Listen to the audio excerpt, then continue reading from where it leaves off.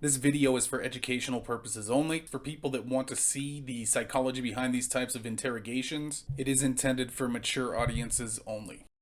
Welcome to 8-Minute Crimes. These full uncut interviews are obviously longer than 8 minutes, but I wanted people to have access to the full interviews and interrogations along with the highlighted version because if you're like me, it's just interesting to watch. We will be putting out multiple videos every week where we break down various cases in just 8 minutes and give you the full interrogation and a condensed version for those that just don't have the time. If this is your sort of thing, we would love to have you as a subscriber. Enough rambling, let's get into it.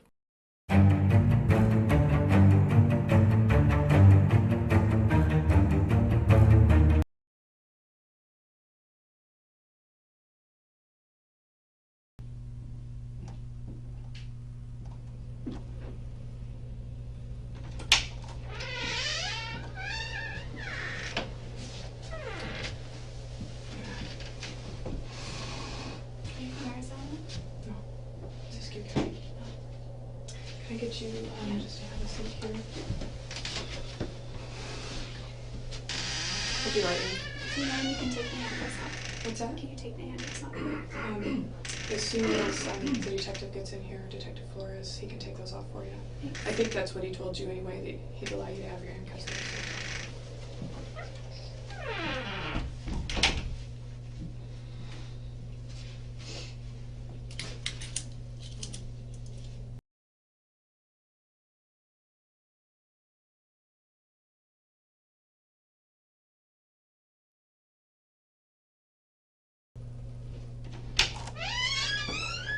Okay, let me get those off you. Can you stand up for me? Face down. Let me get you a bottle of water. Okay? Thank you.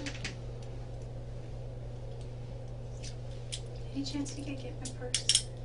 Yeah, they'll get that from the house. Will they bring it to me? It'll probably be put in your property. There's water for you. Do you want one for yourself? Yeah, you can get one. Anybody turn the heat up in here? Or like, do you have a sweater I can borrow or something? I don't have any sweaters. I'll see if I can turn it off. It's hard to control the heat in this building. That's fine. Make sure I don't lock myself in here. So you remember me. Of course I do. I traveled all the way up here to come talk to you. Because I've been working on Travis's case ever since it happened. Mhm. Okay, and I know exactly when it happened, when he was killed. I know a lot of details, and just recently we found quite a bit of evidence, and I'll discuss that with you. The main thing that I'm looking for, though, is answers on why certain things happened, why they went so far, and also to get your statements. Okay.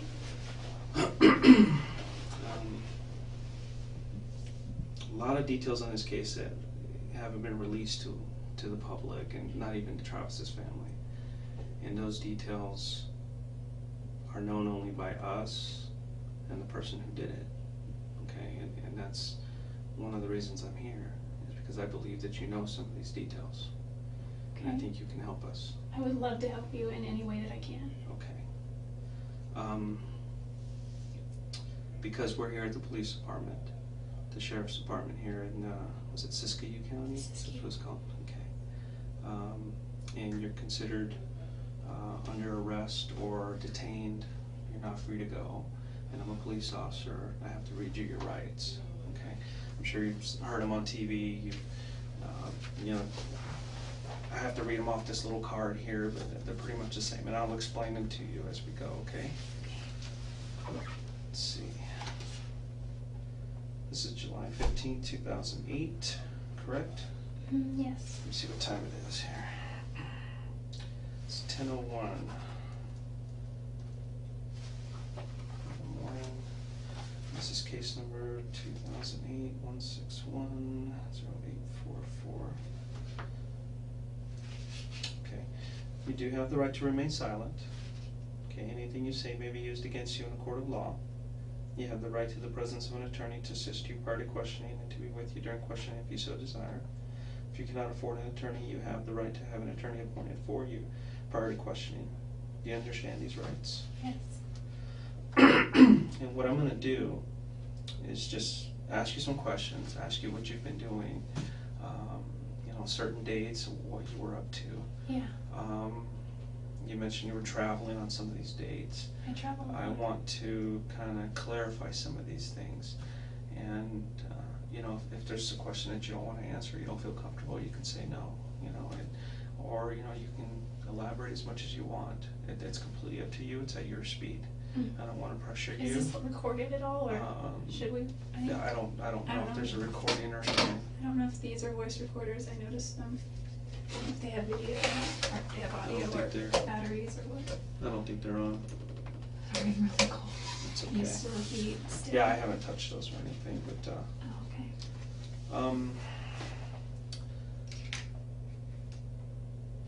they're not on, so what I want to do is just get to the bottom of it. Everybody wants to know, okay? And so I'm going to ask you some questions. You can voluntarily answer them if you want. Okay, is that cool? Yeah, that's Yes. fine.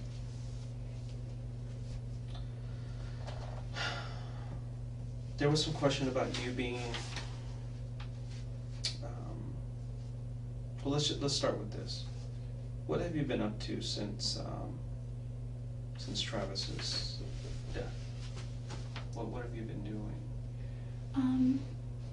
Well, I've been working. Mm-hmm. I haven't been really working in prepaid legal. There's not a whole lot here in this marketplace, which is. It's kind of small here. It's small here, and really that could be seen as an opportunity rather than a hindrance, because that just means the market is untapped in a large way. So I could have if I wanted to, but I'm kind of like a deer in the headlights when it comes to prepaid legal, and I just have a fear of just approaching people. Mm-hmm. So I've been working at a Mexican restaurant in the north end of town. I've been kind of in a daze, at least for the first few weeks. Like everybody, Yeah. I know that a lot of people have been posting on Facebook really nice things, and memories, and at one point I was like, well, maybe I should do that. So I posted this thing, and I just said all my memories, and I realized looking back on it that it kind of sounded immature. It's more like my Dear Travis kind of letter. And so I took it down because. More personal. Yeah, some of it was details, a little bit more personal. Not too personal, nothing inappropriate. Just, I just felt funny. I think because I'm a photographer, I tend to communicate more through pictures. So I posted a ton of pictures that I had of him. And I have a ton more that I just can't access right now. And videos and things that I know his family would want. But, so I posted pictures and I took that down, and I posted something last week. But other than that, I've been on Facebook and MySpace a lot, looking at his profile, looking at his pictures, reading things about his obituaries and any news updates. And there's legacy.com where you can write something about him. Yeah. I've seen a lot of those postings. Mm-hmm. I didn't realize until I actually spoke with Ryan Burns. He told the guy that's in Utah. And we've been talking a lot, and we try not to talk about that because it's kind of like, ugh. And plus, Travis is my ex-boyfriend, but at the same time, he's my friend. So while I'm mourning my friend, how do you talk to your new potential, possible, maybe person that you might start dating about your friend, even though he was your ex-boyfriend? So it's kind of a gray area. I try not to talk about him too much, but he comes up a lot. And it was through him that I learned that he said, if you come out to Utah, things are really weird because everyone thinks that you could have had a hand. And I've talked to a lot of people, and everybody's pointing a finger at you.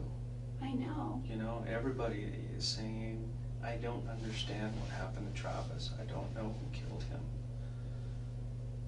But you need to look at Jodi. And sometimes the simplest answers are the correct ones. And that's one of the reasons I started looking at you a little bit closer. And over the last month or so, I've gotten into Travis's life, talked to all his friends, his family, I got a really good understanding of who he is now. And I got a very good understanding of your relationship with him. And I'm kind of just putting two and two together. Well, And it kind of matches. So one of the reasons I'm here is to talk to you to figure out what was going on between you two. I know the relationship that you guys had was of convenience sometimes.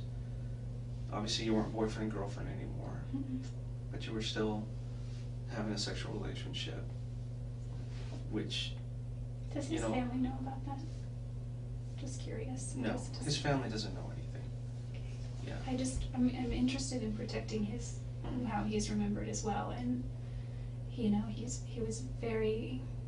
was Well, I'm sure if Travis could speak right now, he wouldn't care what people thought about him, because they knew who he was. Okay? A sexual relationship here or there, because the fact he was a member of the church really doesn't matter. A couple times I asked him whole if we range could- of things. Yeah, I Okay. think in the broad scope of things that could be right. I just think that the reason I care about that is because he was adamant about that. And a couple times we prayed about it, didn't work, or we didn't stick to our guns on it. And one time a girlfriend of mine just said, why don't you just go to your bishop and talk, and ask Travis the same. And I talked to him about it and he got really angry. He said, I've already had problems with this in the past. I'm embarrassed by it. I don't want to go to my bishop. And so we just kind of stopped for like a few weeks, and then that must have been I think that was August, and then it just resumed. Well, the way Travis thought, by getting into his head and everything that he's written in his journals and everything I found out about him, he truly had feelings for you. And for some reason, he felt that the relationship between you and him was somewhat unhealthy, but he couldn't stop it. And I assume that's probably maybe the same way you felt about him, or It's probably, maybe you didn't understand why he didn't believe it was healthy. No, I didn't think it was healthy either, spiritually at least, and probably emotionally, but mostly spiritually. And I think that kind of, once you have something that's not healthy spiritually, it filters through all aspects of your life. It's one of the main, there were three main reasons I moved back to Wairika, and one was I was in financial dire straits. I was not getting ahead, things were not working. Everything in Arizona was like, except for the wonderful friends that I made in my ward, and the opportunity. It's like the Mormon land of opportunity there, which is awesome, but except for all that, like every sign was pointing, just go, I wasn't able to hold a job, and that had never happened before. Too much of my nightlife was about him. He would text me and, hey, I'm getting sleepy, ... Just a bunch of Z's, and that was his code to like, come on over kind of thing. Coast is clear, So, and that was just, I lived 5 minutes away, 10, depending, and it was just too convenient and too easy, and it was fun, and we had fun when we were together, and so it wasn't healthy, and I totally agree with that. So that was one of the financially I wasn't doing well. I missed my family. I moved away shortly after high school, and I come back to visit, but I realized over the years I've missed out on a lot of things with my little brother and sister. Missed out on just their karate or their baseball or cheerleading or just whatever, and my dad is not doing well. He doesn't think he has very long to live, but he always says that. It's been that way for like a decade. He's still here, thank goodness. My grandparents aren't getting any younger, and I just have an awesome family. And I wanted to be able to just be here for a little bit and regroup financially.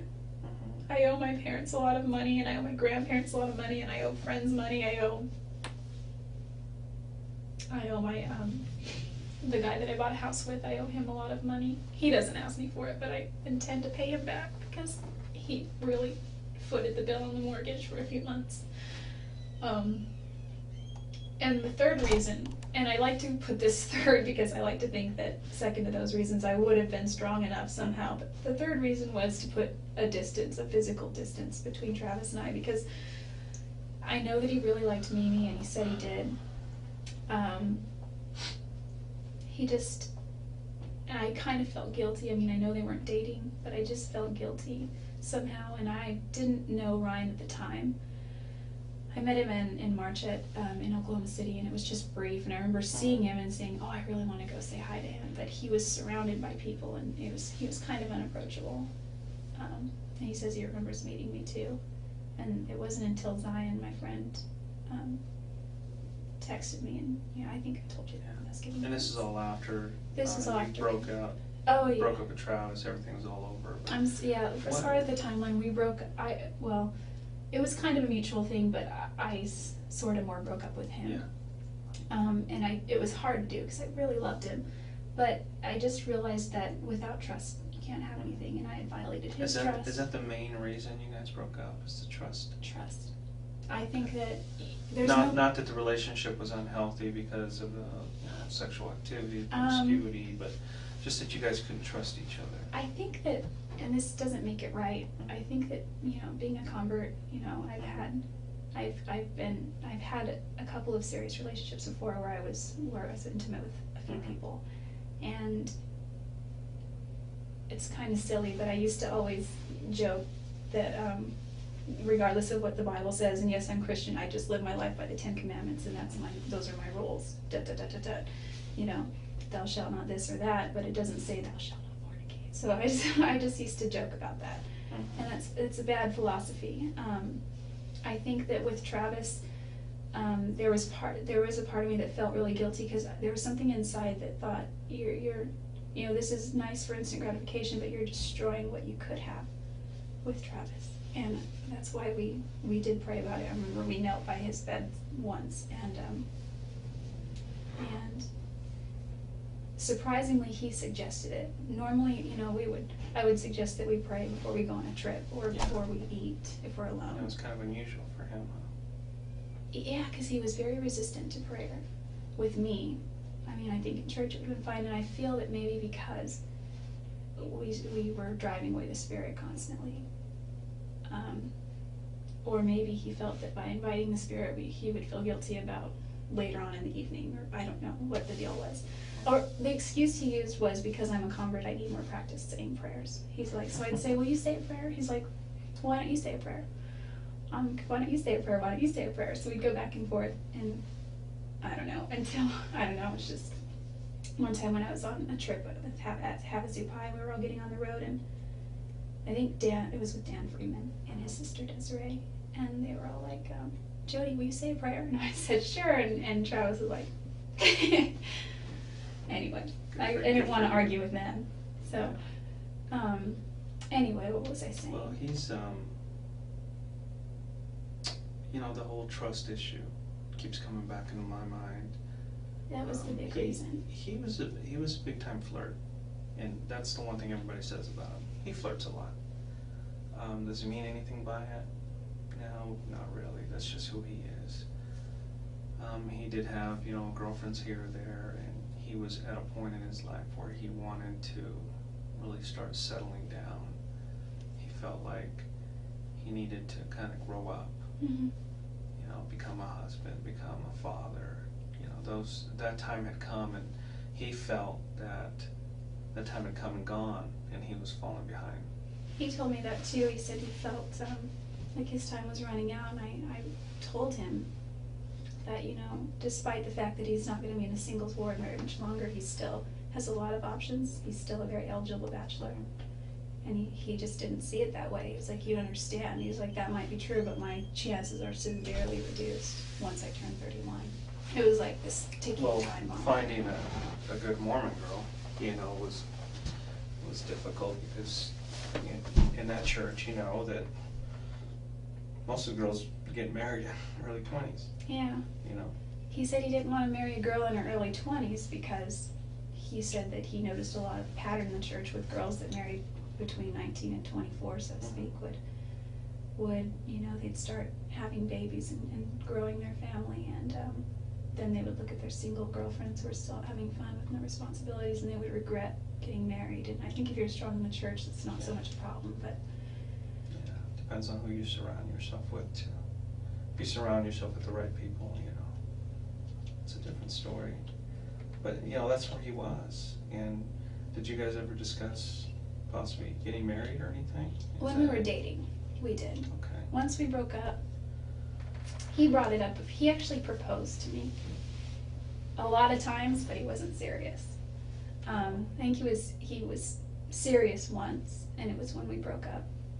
And that was really hard because we were on the phone, and it was just like none of that stuff should be done on the phone anyway, but I was hundreds of miles away. And I told him that I loved him. We didn't say I love you during our relationship, but we said it afterward. It was weird. Okay. I said, you know, this isn't, breaking up with him on the phone wasn't really the way I wanted to do it, but it was kind of a situation that had just come to a point where it just couldn't be ignored anymore. And Well, let's move to after the breakup. oh, okay. What kept you in Mesa at that point? I actually moved to Mesa a few weeks after we broke up. Really? Mm-hmm. Okay. I mean, as far as the timeline goes. But, I mean, if you want to call it our official breakup, shortly thereafter, it's like we were still seeing each So other. you guys were seeing each other, but it was a long distance type relationship. It was always long distance when we were officially dating. We dated from about the beginning of February to about the end of June. So Okay. February, March, April, May, June, about 5 months total. Okay. In June of 2007, you guys broke up, and then June you moved to 29th. Mesa. Yeah, I moved to Mesa sort of. Most people, when they break up, they kind of go their I own know, way. and plans were already in order for me to move there. I was already speaking with a friend who was, you know, was going to be her roommate, and I was her roommate for a short time. Mhm. She's kind of flighty. She's a great girl, though. I had talked to Travis about maybe going to Southern California instead, Okay. and he's really persuasive. He persuaded you to stay there in Mesa? He kind of was playing up all the advantages if I did come to Mesa, Mhm. and if I did, you know, he said, you know, it's a great place. We could still see each other and hang out on occasion. This church is very strong. You know, you'll make a lot of friends. And I already knew all this stuff prior because we talked about that. You know, and so I went ahead and just made the move. It sounded at the time like a good idea. And you guys continued to kind of see each other at that time? Yeah, at the time I was sort of living more across town over by Greenfield. Do you know where that is? Yeah. It was up Greenfield near Broadway. Greenfield and Broadway were the nearest cross streets. And that's where the girl that I was originally talking with, I moved in with her. Yeah, it's kind of far from Yeah, Travis. yeah. The thing about her, and just to give you a background of why I moved suddenly, she approached me the weekend after I got there and said, hey, she knocked on my door, can I talk to you for a second? I said, sure. And she moved in with her boyfriend, and they were engaged. Okay. And she said, hey, I just wanted to let you know that Scott and I went to Vegas last weekend to tie the knot. And I was like, really? She's like, yeah, we haven't told anyone, but we didn't want to live in sin. So we're going to, and she had already been sealed in the temple once and was waiting for her cancel, or Yeah. to, Her sealing to be yeah, to be canceled. So they were going to have a civil wedding on a beach in Oregon. And they did that the following weekend. She told me that on a Monday or Tuesday. It was the beginning of the week. And she said, the reason I'm telling you that is because I'm getting married this weekend, and I have to go out of town a few days ahead of Scott, you know, make arrangements. And now that he's a married man, we don't feel it's right that you be here in the house. Yeah. She's like, I don't want to inconvenience you, but is there any way you could stay with somebody else or just find another place? At the time I was waiting on a house in Gilbert, because I already knew they were getting married, so I was kind of looking anyway. And there was a great girl named Brenda, and she was waiting on her keys for the mortgage to go through, and it was a great ward, and it was a great house, and it was brand new. Construction and all that, it was really nice. But she didn't get her keys for months and months. I think she's in the house now, but I don't know, I haven't talked to her. So I scrambled. I went to the Institute, I wrote down a bunch of phone numbers, I called them all, a lot of them, I got voicemails. One girl that answered, her name is Tiffany, and she knew Travis. And she was at his services in Arizona and as well, and we've just remained friends sort of like on MySpace and Facebook and that kind of thing. But she said, hey, sorry, that's an outdated posting, I forgot to take it down, but go to this website. So ldshousing.net, I went there. I made 3 phone calls for the places that were within my price range. I didn't think to look where they were. The one girl that called me back, her name was Shannon Darracott. She said, here's my place, here's the directions, go ahead and go out and come see the house. It was available, so we did. No, go ahead. You have to get that? No. Okay. So I moved out there, and when Travis found out it was so close to him, he freaked out about it. And I made sure to check that it wasn't, that we wouldn't be in the same ward. And it was within his ward boundaries, but it was also within another singles ward boundary. So of course I'm gonna go the other one, because it would just be kind of weird. I mean, I didn't know about him and Lisa at first. So I don't know if they were even dating at that time. I don't know what their whole timeline was. But it still would have been weird, and it wouldn't have made Travis very During that comfortable. time that he was seeing Lisa, did you continue to see him as well? Yeah, and I didn't know that he was seeing her. Okay. You But know. he would call you and have you come over? Yeah. I know there was a time when you, I guess, were cleaning his house too for extra money or something. Yeah, I did He that. hired you. Yeah, I did that because he knew that I was struggling, and he's like, I've been doing the math, and that happened pretty much right on. I think that started in August. He's like, I've done the math, and I feel that I can be more protective. My time is more valuable than X amount of dollars per hour, so why don't I pay you this per hour, and I'll work, and you can make a little bit of money. Okay.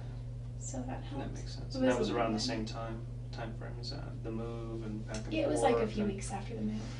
Okay. I was still living with Rachel Okay. over on Greenfield Okay. before, when that started. And he sent me this picture, and he's like, this is your uniform, have it by Friday or Thursday or whatever, and it was this French made thing. I was like, no. Yeah, that's him. Typical. Yeah. Like I said, he's a very flirty guy, and He is. now, obviously the Rachel relation Lisa? Lisa relationship didn't work out, and then there was a time period he really wasn't seeing anybody, and then Mimi came into the picture. What did you think about her? And that I didn't whole know a lot about relationship? her. She seems like a really nice girl. He showed me her picture on Facebook, you know. I don't think she had a lot of pictures on there. He said that he's not sure why, but he's pretty sure that she could be it. And I was happy for him. I didn't find out about Lisa. This conversation you had face to face with him? Yeah, or? yeah, it was in his Okay. room. And he had his laptop, you know, just on his bed. I didn't find out about Lisa until after we had this conversation where we decided to all just come clean. And that was quite a conversation. Because I was never unfaithful, but there, you know, when we started dating that timeline around February, the reason I remember February is because he had told me in December, you know, go date other people kind of thing. And so I did.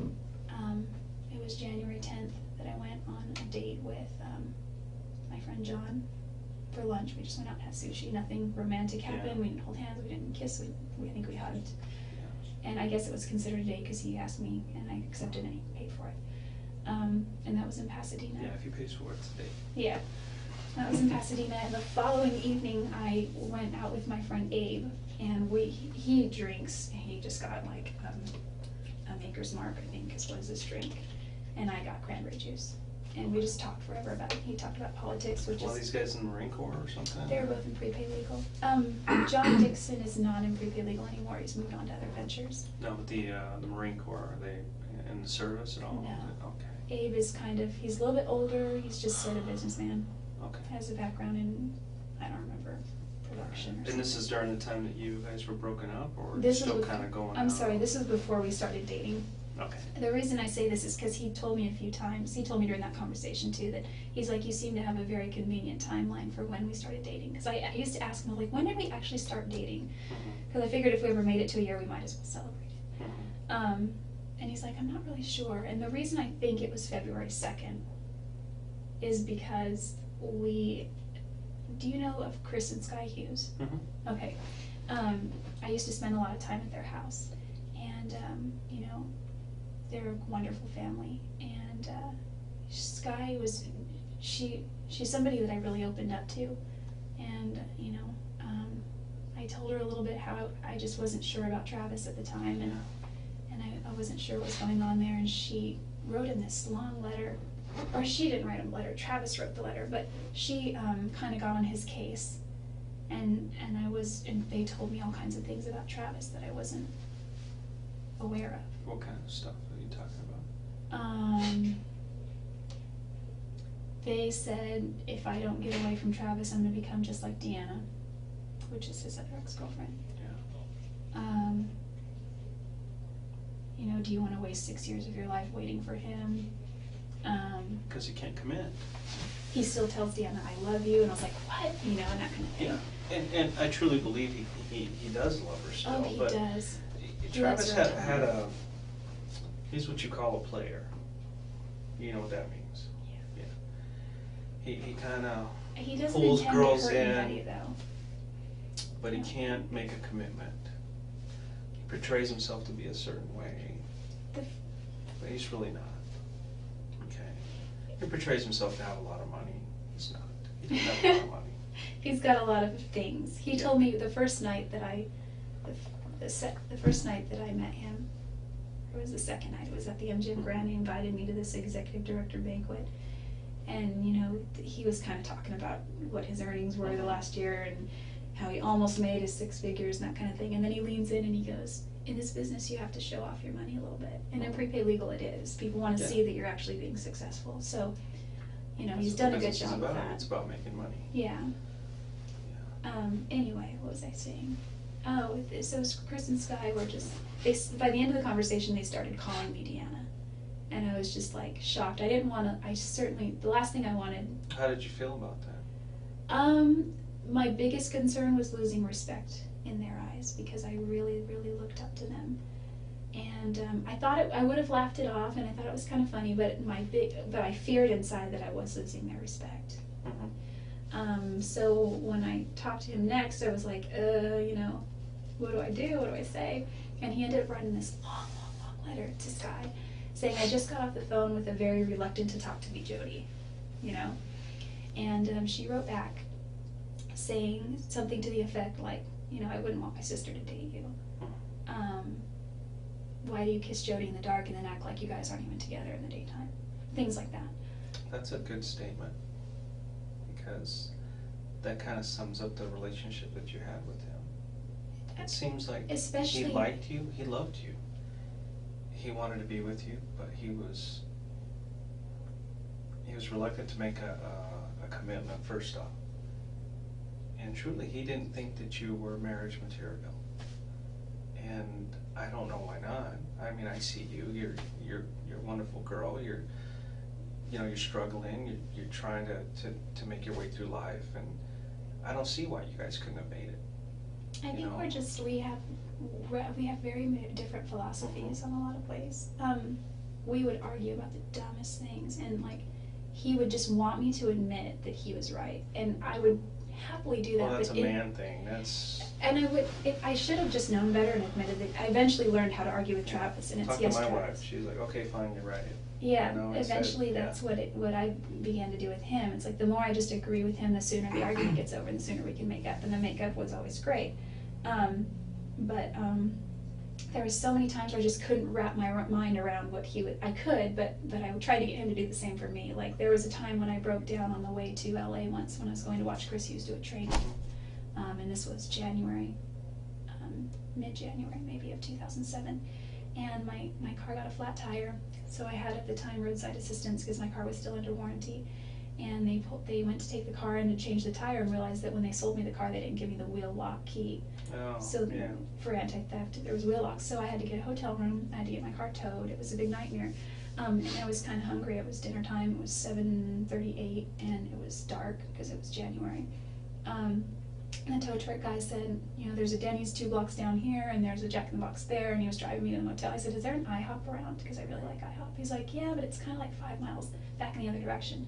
I was like, okay. He's like, I can drive you there if you want.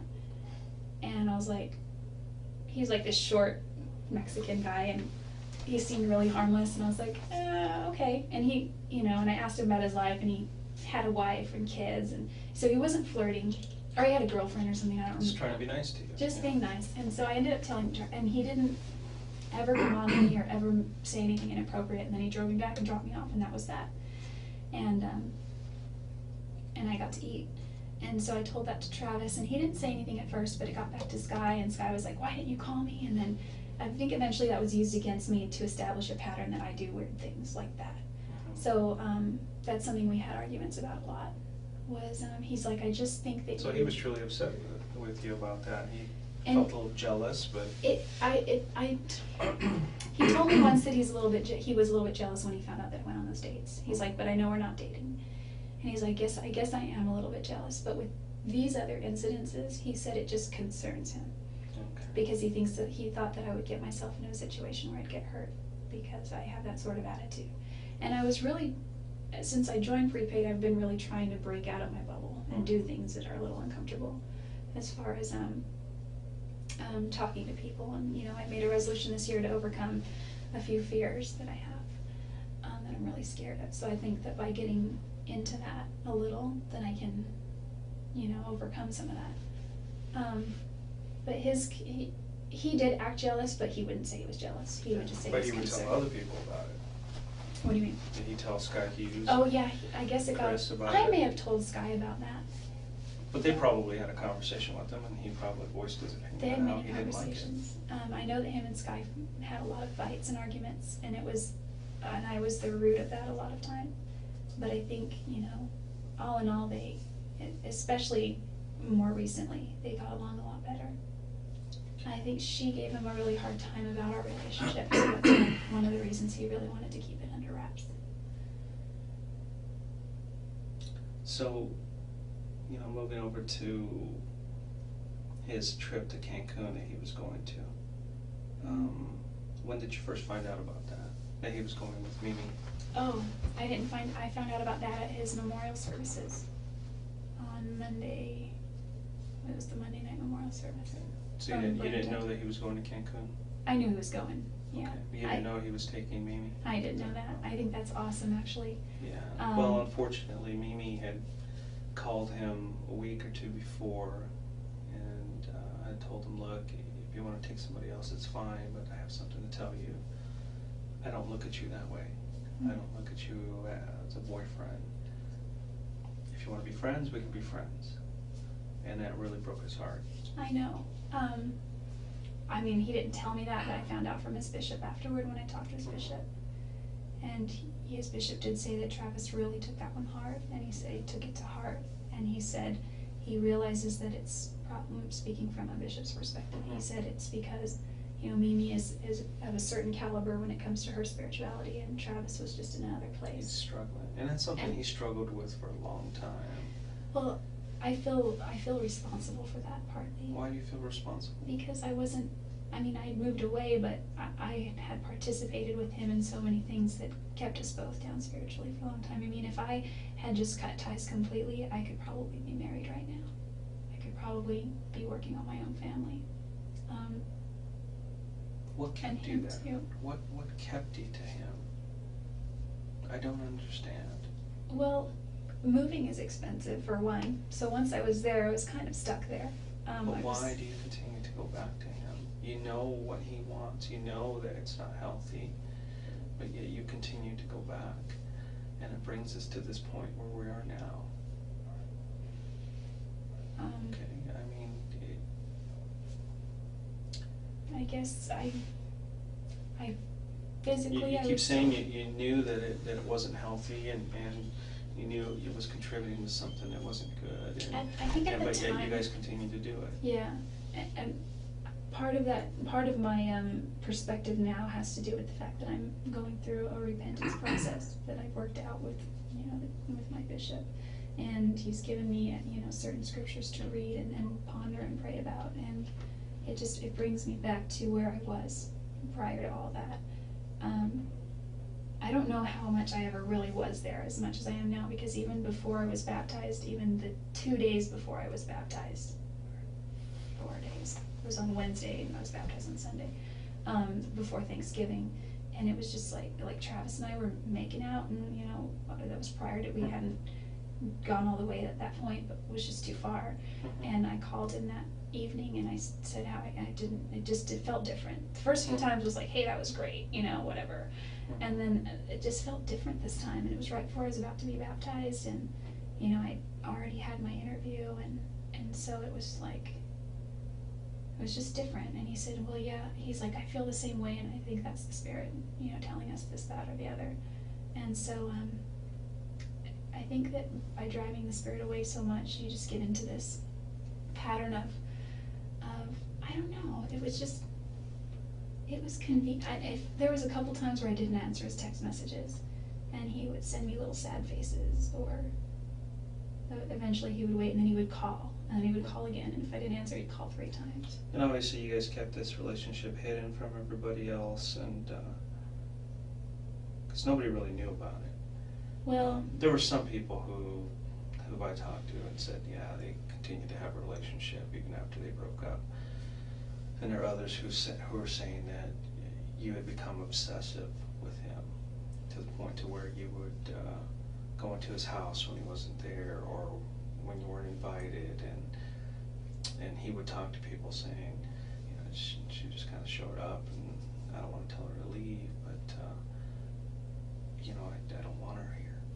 oh, must have been early on, because there were a couple times when we established a rule early on, just don't come over unless, he said, you can come over anytime, but I need to know first. Yes. He's like, you just never know. Because you ran into somebody one time, right? Didn't you run into like one of his ex-girlfriends as well, or was it Deanna that you ran into? Oh yeah, well that was okay that I was there. He asked me to stay there and be with Napoleon, because that was during general conference in October of last year.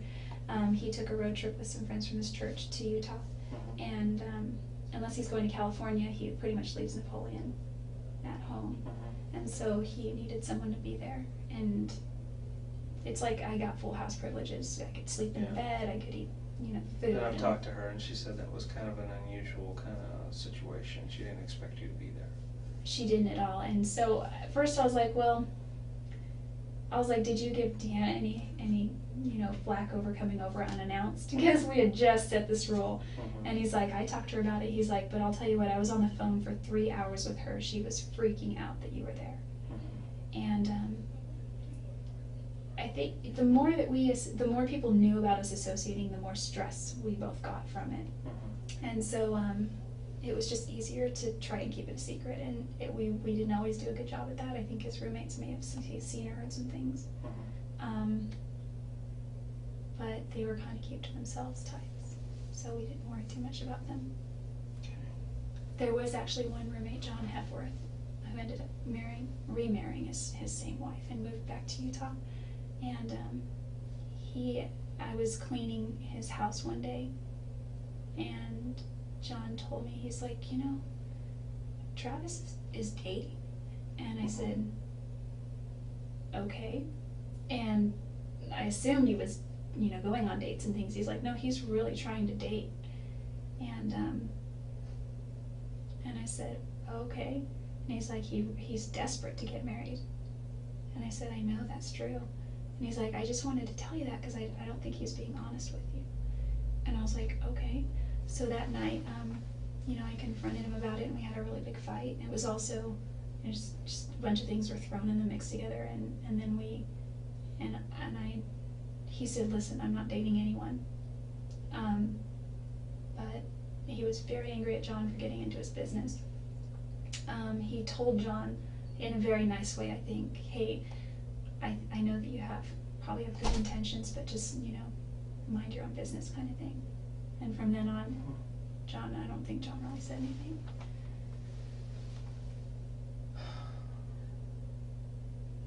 And that was in October, I think. You've kind of given me a really good rundown of your relationship and how you guys thought of each other and stuff. And I was pretty close to right on with my theory on how you guys, why you continued to see each other and what was going on during that time. I think there's some other things that you're not telling me. I think maybe the jealousy probably continued even after the fact that you moved away. For instance, was it the week of the first week of June, you took a trip to Salt Lake City, Remember that trip we talked about? Oh, this year. Yes. I'm thinking back. You had left, I think it was like a Monday. No, I left Monday, June 2nd. Monday, June 2nd, in morning or afternoon or something. I can't remember what. Late I morning. think it was morning. Okay, and you'd gone down to Reading and rented a car. Mm-hmm. Where did you rent that car? The Reading Airport. Okay. Do you remember what car company it was? I don't remember the rental company, but I remember the make and model. It was a Ford Focus. Yeah, I got that from people in Utah. They said you showed up in a Ford Focus. It was white, 4-door. No cruise control. I like road trips. Cruise control is really good. You don't remember what company it was? Who Who rented it? maybe. I did. Was it with your credit card? Yeah. Or, okay. Yeah, I could look it up. And so Maybe. you took a trip and you decided to go to, instead of going over to Utah, you went straight out to Los Angeles area? I went to Santa Cruz first. Santa Cruz? Mhm. Okay. And then I stayed the night in Monterey.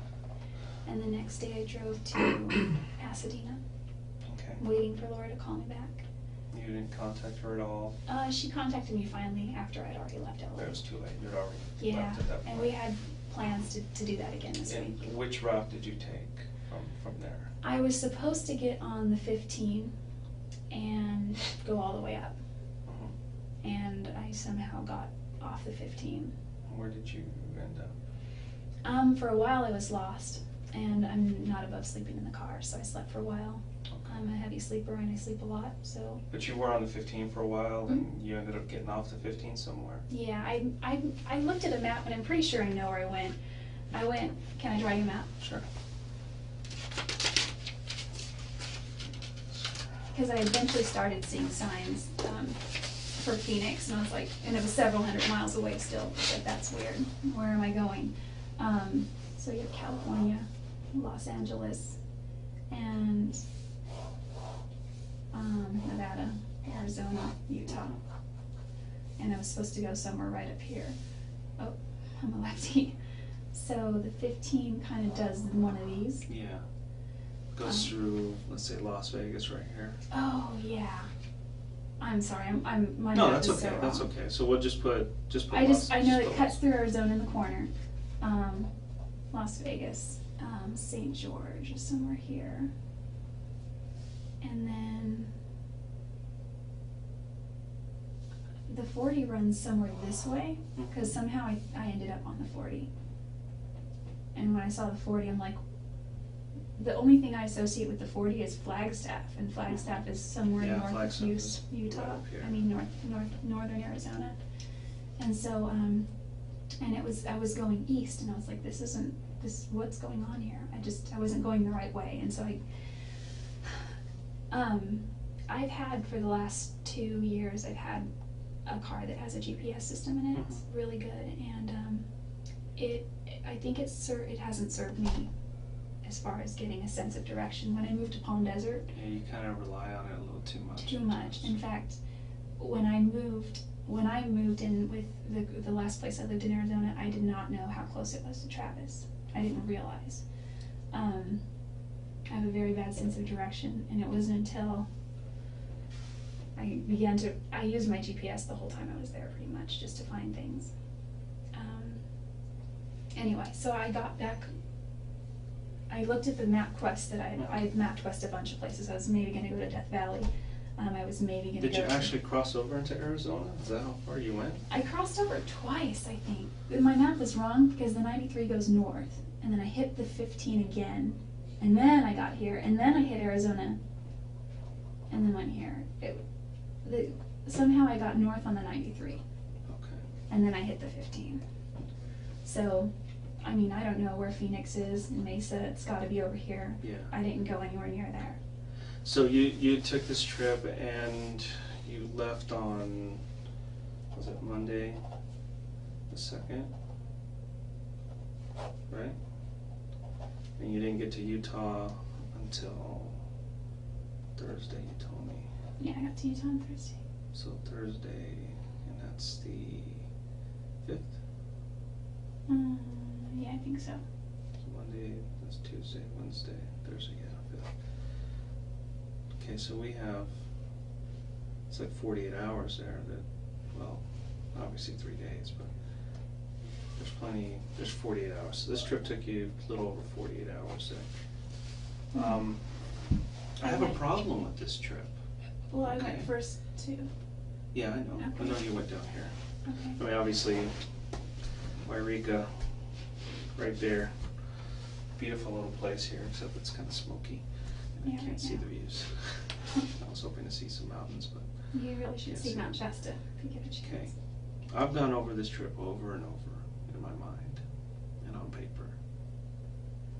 And even if there's still 20 some odd hours, even if you pulled over to sleep a couple of times. Oh, did I tell you that I got stranded? Yeah, Okay. you mentioned that. If you slept for 10 hours I only slept for about here 8 and hours. here, it would still leave 18 some odd hours for something else. Okay. This is what people are focusing on, is this trip that you took. Because they're saying she left, she didn't get to till Thursday. Wednesday? That's when Travis was killed.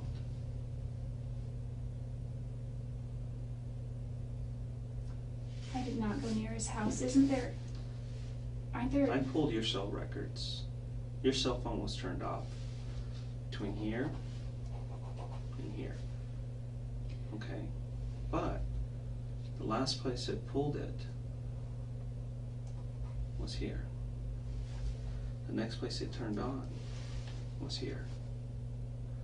What does that show me? Oh, well, oh, no.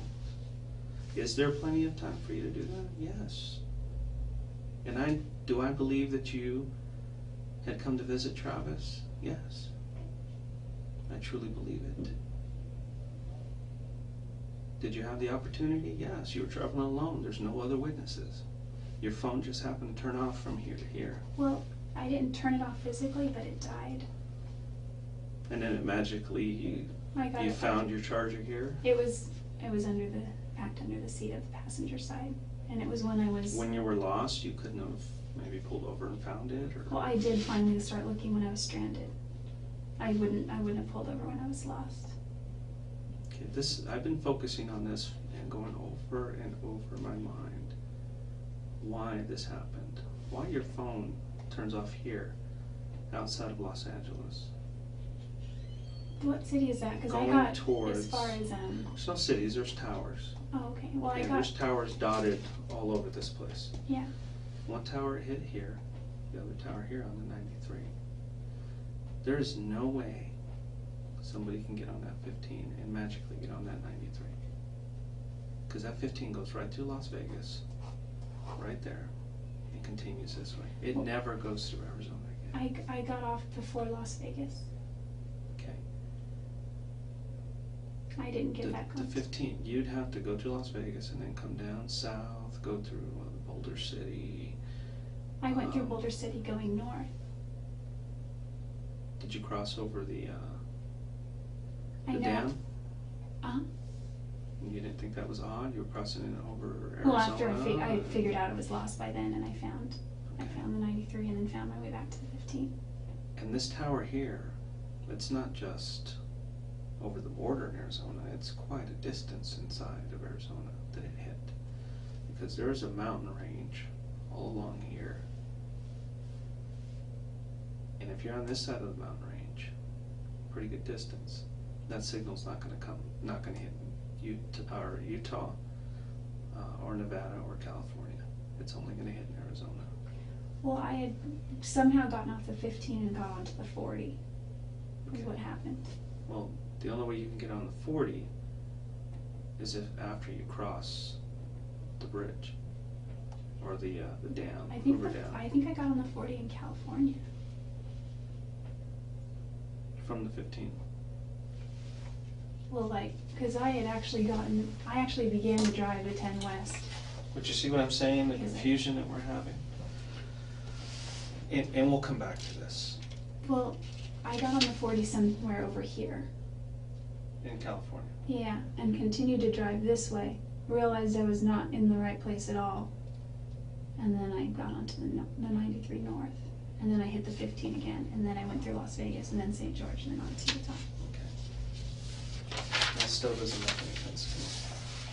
And I can pull the maps and show them to you, and you can go over and over and over again. But I don't think you're being completely honest with me about that trip. I honestly got lost. It's bad timing. Were you at Travis's house on Wednesday? Absolutely not. I was nowhere near Mesa. I was nowhere near No. Phoenix.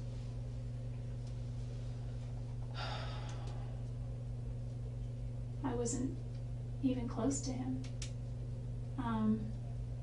What if I could show you proof you were there? Would that change your mind? I wasn't there. You can be honest with me, Jodi. I was not at Travis's house. I was not. You were at Travis's house. You guys had a sexual encounter, which there's pictures. And I know you know there's pictures because I have them. I will show them to you. Okay? So, what I'm asking you is for you to be honest with me. I know you were there. Are you sure those pictures aren't from another time? Positive. Absolutely positive. The last time I had any kind of sexual contact with Travis was in April.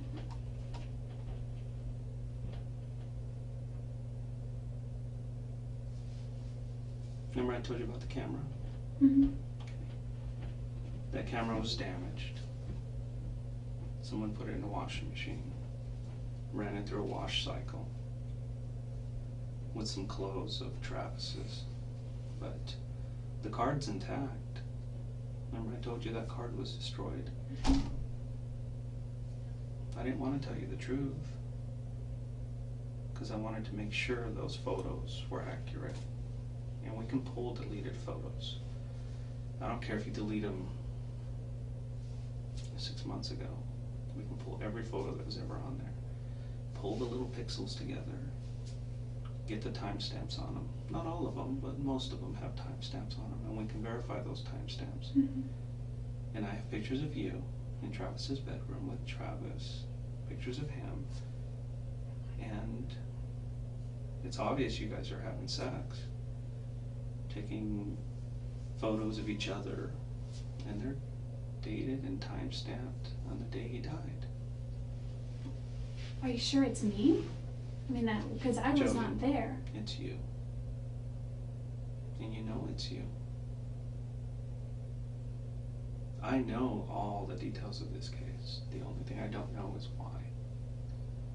Why did you choose to go visit Travis that day? And why did you do what you did? I would never Why, hurt Jodi? Travis. You did. You hurt him. That's why we're here.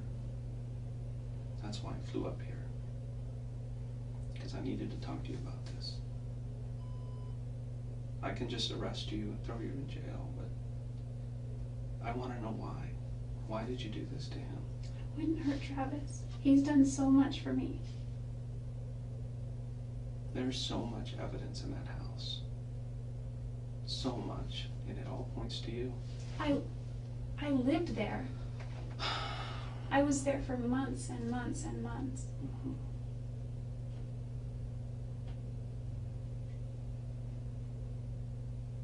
I know you took pictures of him in the shower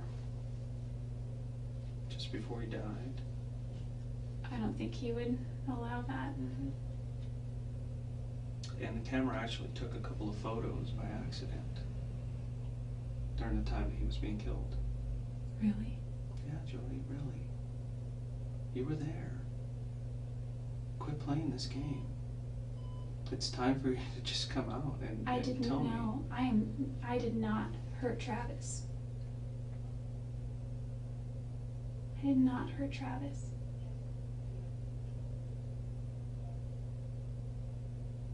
I wouldn't do that to him. We have the pictures.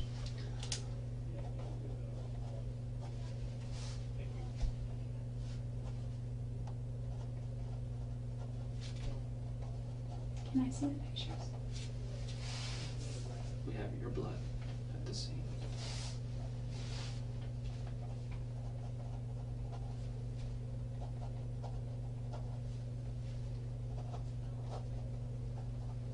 Your hair with blood at the scene.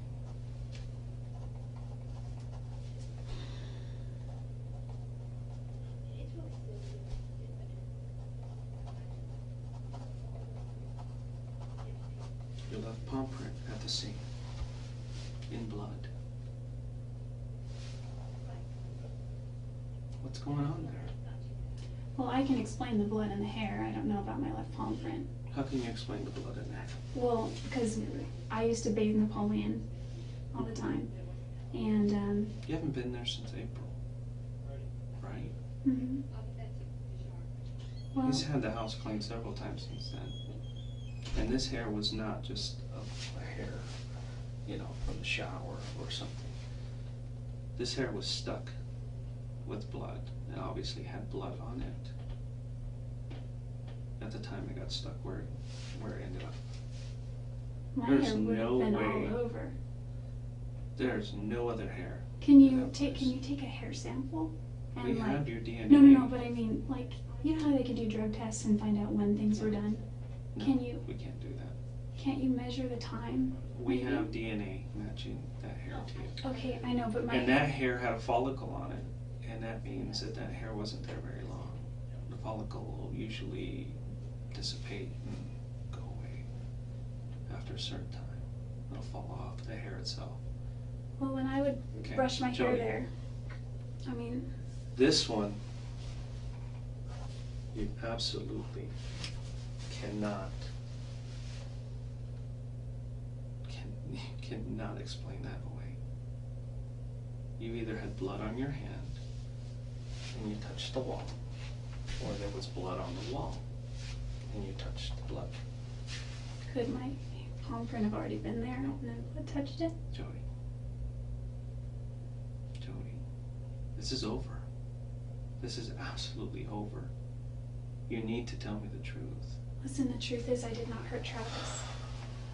Okay, so we're Jodi, safe. you can continue to do this, okay? A records check shows you that you has reported a gun stolen, 25 auto. Just happens to be the same caliber as the weapon used to kill him. A 25 auto was used to kill Travis. Mhm. Yeah, along with multiple stab wounds. Jodi, if you want, I can show you some pictures of him. Do you want to see pictures of him? Part of me does and part of me doesn't. Why? Because you don't want to remember? No, I just, Jodi. there's a morbid curiosity. Jodi, I wanted to know how he died. we can keep playing these games over and over again. I'm not going to believe you. All When right. you start telling me the Listen. truth, then I can believe you. But I can't deny this evidence. I can't. The trip you took doesn't make sense. The opportunity was there. Your pictures on that date with him. Your blood is in the house, mixed with his. Mixed. Not alongside, but mixed. Your hair is there with blood. And your palm print is there in blood. Was it, It's over. could it have been my blood from Your before? image is not important right now. Saving the rest of your life is. Listen, if I'm found guilty, I don't have a life. I'm not guilty. I didn't hurt Travis. If I hurt Travis, if I killed Travis, I would beg for the death penalty. Was there anybody else with you? I was traveling alone. the whole time. Was there anybody else with you at Travis's house on Wednesday the 4th? I was not at Travis's house on Wednesday. You were? Because that's when the blood was left on, the bloody palm print was left on his wall. I don't know what to tell you. If you were in my shoes and I had this evidence against you, what would you say? If I had that evidence against you, it'd Yeah. be pretty obvious. But I guess being in my position, it just seems so impossible. I'd want to see it. I'd want to know. I mean, I'm not a murderer, but I guess if I were to do that, I would wear gloves or, you know, something. How could I don't know. I know you tried to wash him off, try to get some of the blood off, try to clean him up a little bit. But you're even denying the pictures of you being there. There's pictures of you laying on the bed in pigtails. Pigtails? Yes. And I've got pictures of you that I've blown up, and you've got the little mole right there. It's the same one. It's you. It's obvious. I can show you some of these pictures. Do you want to see the pictures? Will that change your mind? I mean, I am curious. Okay, let me take a break and let me go find them. And I'll bring them and show you. I wasn't there. But you need to think about what you're saying. This continuing to lie is not going to help you. Admitting to something I didn't do won't help me either. Okay, let's say for a second that I did. And I say, I did it. I mean... The motive is there. The jealousy issue. But I wouldn't even say it was jealous. I mean, there may have been some jealousy there, but Then what is I it? think if What anyone- caused this? I think if anyone, maybe Travis was jealous, but That's not what everybody else says. Well, they know he was jealous, but they think that you are absolutely obsessed. Obsessed is the word that they use. That's the word I hear from everybody. Fatal attraction. I don't know how many times I've heard that. Look at Jodi. Jodi had to have done this, or she got someone to do it for him. There's not one person that says anything else. Why is that? That's the perception they have of you. And there's a reason for that perception. Maybe because it's true. maybe because we kept hanging out, Mm-hmm. but not because it's true. Cause this. I can prove you were there. I can prove it. But what I don't have is I don't have answers on why it happened. Or, maybe something just got out of hand. Maybe things got out of hand. Did you find the gun? Maybe that would... Jodi, we're just playing games here. That gun was in your possession. When did you report it stolen? I didn't even know that there were guns until my grandparents reported it stolen the day that their house was broken into. When was that? I don't remember. It was a few months ago, maybe. What did you do with the gun? I don't have a gun. They're going through your house right now, so are they going to find anything there that will lead you back to this? I don't think they would. I mean, there's nothing that could link me there. I mean, that's pretty compelling, I have to admit. If you found my palm print there, I don't know. That's... Do you have a pair of sweatpants that's got stripes around the backside with zippers? Somebody's seen you wearing those before. I've got so many clothes. Yeah, I think I do. Wait. I have zippered, one that zips in the back. It's got like stripes, like big stripe on it on the side. Well, it's kind of got a towards the black back. stripe all the way down and they're white. It's got the black. I have those are at the house. Okay.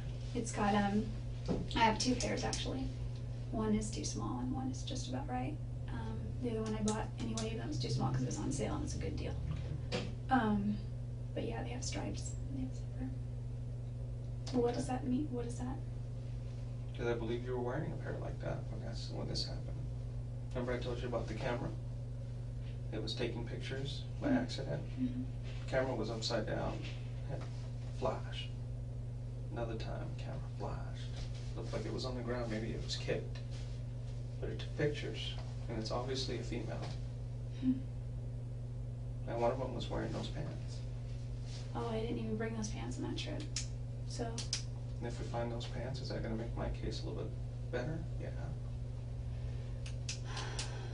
Okay, I'm gonna take a little break, but I need you to think about what you're doing here.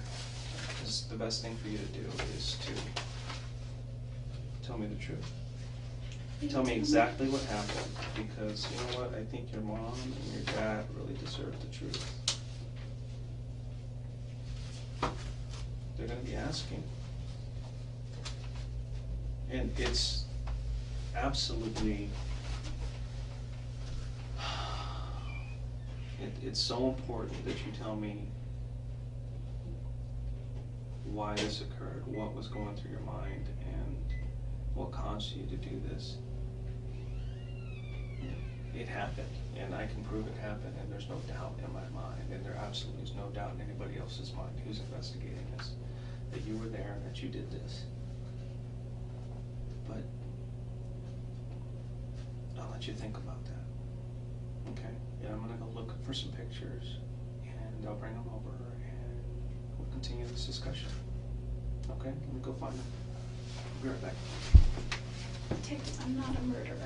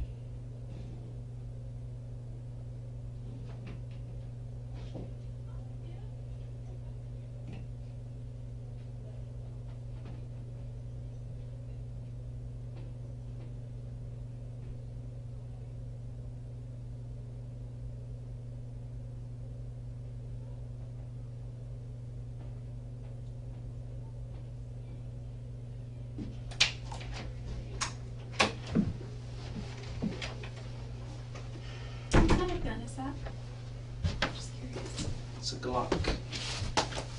I just bought a gun. Yeah, Jim? Mhm. You probably found it by now. Probably. I was taking it somewhere. These are just a few photos. And I want to be careful not showing you certain photos Please because don't show some of me them are those. very bad. That's obviously Travis's house, right? Remember that? Yeah.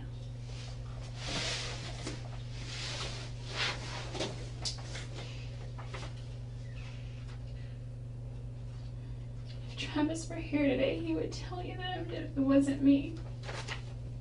No. My job is to speak for Travis right now, and everything Travis is telling me is that Jodi did this to me. Have you ever shot that 25 auto? Mm-hmm. Have you ever touched it? The one that was stolen? I've never seen it.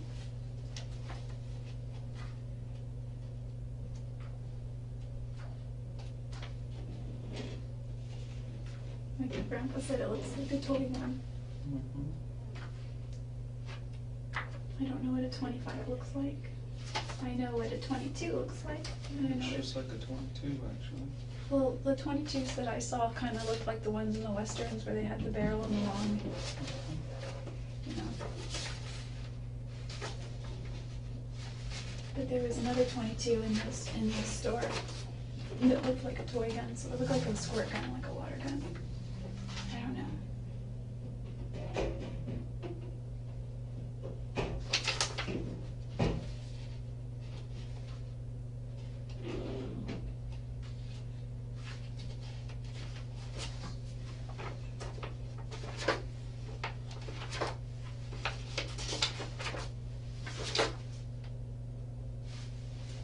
Let me know which pictures to show you. Because,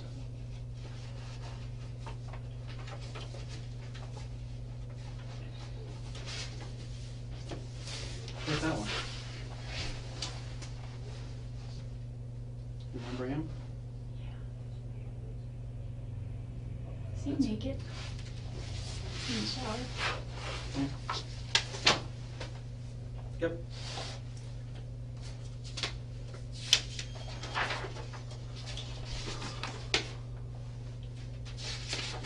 Let's see is this is Travis would never go for that. soon after you and him had sex on his bed.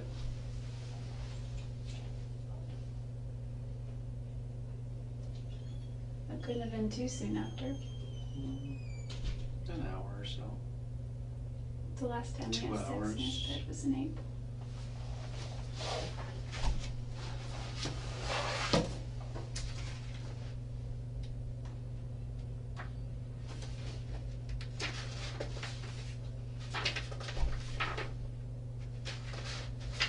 These didn't come out very good. Just their copies of actual photos. That's you. I wanted to cover you up because Oh, that's you. All of you. that looks like me. That is you. Normal right there you have on your face.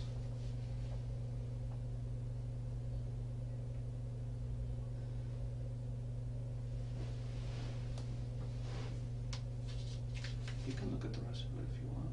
There's a few of those. There's a few more.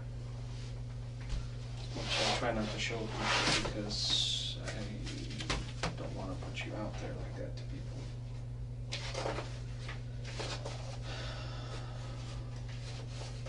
Let's just say I've seen all of you. And I've seen all of Travis. But the one that sticks in my mind of Travis is on the autopsy table. And I'm not going to show you that. Or should I? But this one I don't know if I should show you, but nothing bad. Too bad. But it's just one of the photos that was taken by accident. And this is just a small portion of it.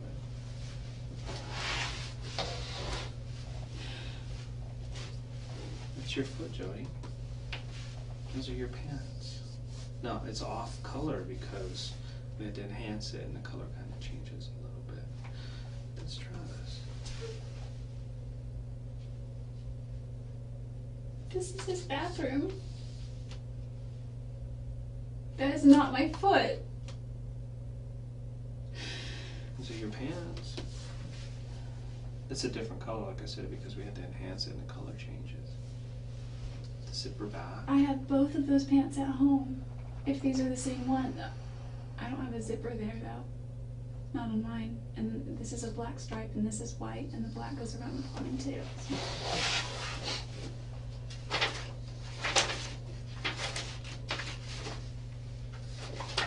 Couldn't even recognize Travis. He'd been there so long. I keep thinking of Brother Hyatt when to dress him. No, this is another one that's just a copy, but it's you. Same day. All time stamped, all everything. First picture here, Travis. Let's see. The date. 6/4/08 at 5:22 p.m. That's when it started. Photo of you started, in Travis's bedroom, about 1:30, 1:45, something like Yeah. that. I don't know what kind of camera he got. There, see that? That spot? See the spots here? They look a different color because we used a chemical to enhance this. That right there, blood. It's a mixture of yours and his. And that's your palm print. Of your left palm. I don't have any cuts on my left palm.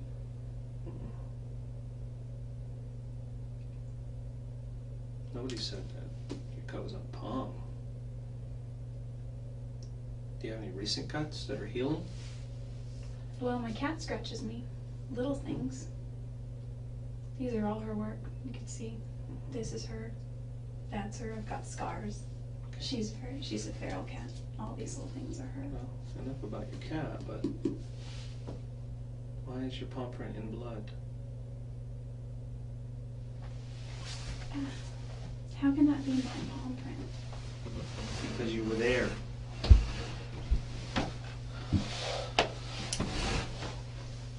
What is this? That's before we used the chemical. We thought we'd get something from there, but this is where your palm print was. Right on the wall. I can go over and over and over again.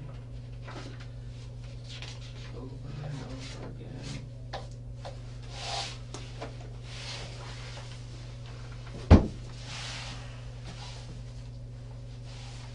There's no doubt in my mind that you were there. There's no doubt in my mind that you did this. None. So you can go until you're blue in the face and tell me you weren't there and you had nothing to do with it. I won't believe you. I will not believe it. Because Travis is telling me that you did this to him. That's my job. My job is to speak for him. And this is what he's telling me. And I want to know why. It's killing me inside. I That's don't know the why. thing. Like, there's no reason for it. There's no reason why. There's no reason I would ever want to hurt him. There's no way anybody else. He could've- never raped me. Nobody. He never. There's no way anyone else could have left your palm print in blood on that wall. No way. Get that through your head. If I was going to ever try to kill somebody, I would use gloves. I've got plenty of them. Nobody said you were, you had planned this out perfectly. Maybe you were going there to just talk to him, have a good time with him. Something got out of hand. Even if I were there, and even if I were going there to just have a good time with him, What if I tell you somebody saw you there? neighbor? Do you remember some of the neighbors? Just who know Dave. you? The next door neighbor? Mhm. And his wife? Mhm. I don't know his wife. Okay. What about some of the neighbors across the street? No, I've never met them. No. But you've hung around there quite a bit and they know you. Mhm. Yeah, they've seen you there on that day. I wasn't there that day. Jodi, you were there that day. And even if I'm trying to think, the majority of the time that I spent there, I had platinum blonde hair. So I mean, and I've never once said hi to them, met them, shook their hand, met them face to face, crossed the street. When I spent time there, he wanted to keep it private, so it was, I spent the majority of my time inside. Not, walking around outside. Except for a few times when I took his dog for a walk. Would they see your car there? Or would you park it down the street? No, they would see it there. I drove an Infiniti. So they would definitely recognize the car, I'm sure. Well, there are a lot of cars there a lot of the time. Where's the Infiniti now? Just I gave it back to the bank. To the impound yard somewhere? Mm-hmm. Are we going to find any evidence in that car? You're free to look. We're going to look. You can also look in the rental car. What company did you rent it from? I don't remember, but I can check my debit card record. Okay. I remember the make and So model. we're waiting for it anyway, but you know all the new cars have GPSs in them. Oh, Factory. Not for you to well then that's use, good. but for us to use if we need to. Well then that's good, because I was also going to ask you, I don't know if this is something that you can recall, but a lot of the stoplights in Mesa and things have cameras on them. Is there any way we could back that up? Or, if I were going to Well, Phoenix, going through that tunnel, is that surveillance? No. Is there surveillance anywhere? Unless you ran a red line. Unless you got caught on a speed camera. But nothing beats that stuff. And I have a solid case against you. And I can present it to the judge. As cold as it is now. I don't know why she did it. Or I can present it to the judge with your explanation. With your parents' explanation. What do you mean? Have by you talked to your parents? parents about what happened? I told them I was worried about stuff. About what stuff? I said that, well, they knew I was upset about Travis, and I feel really bad by the way I was acting, because there wasn't, especially toward my grandparents, there were a lot of times Why are they not surprised that you're sitting here talking to me about this? What do you mean? They're not surprised. They're Probably because- concerned. They're Have you talked to hurt. them? I haven't, but my other detectives have. And they're very concerned with you. But they kind of suspected that you had something to do with Travis's death as well. Whose No. parents think No. that? That's because I told them that a lot of people were dropping my name, and I said I'm not worried about it because I didn't do it. I said, but it's hurting my reputation right now, and it's casting me in a bad light. I wouldn't be worrying about your reputation right now. I'd be worrying about the rest of your life. That means nothing. Absolutely nothing. Well, my reputation will affect the rest of my life, so I am worried about my reputation. You gonna continue with the story then that you weren't in Mesa on the 4th, you weren't in Travis's house, you didn't have sex with him that day, and you had nothing to do with his murder?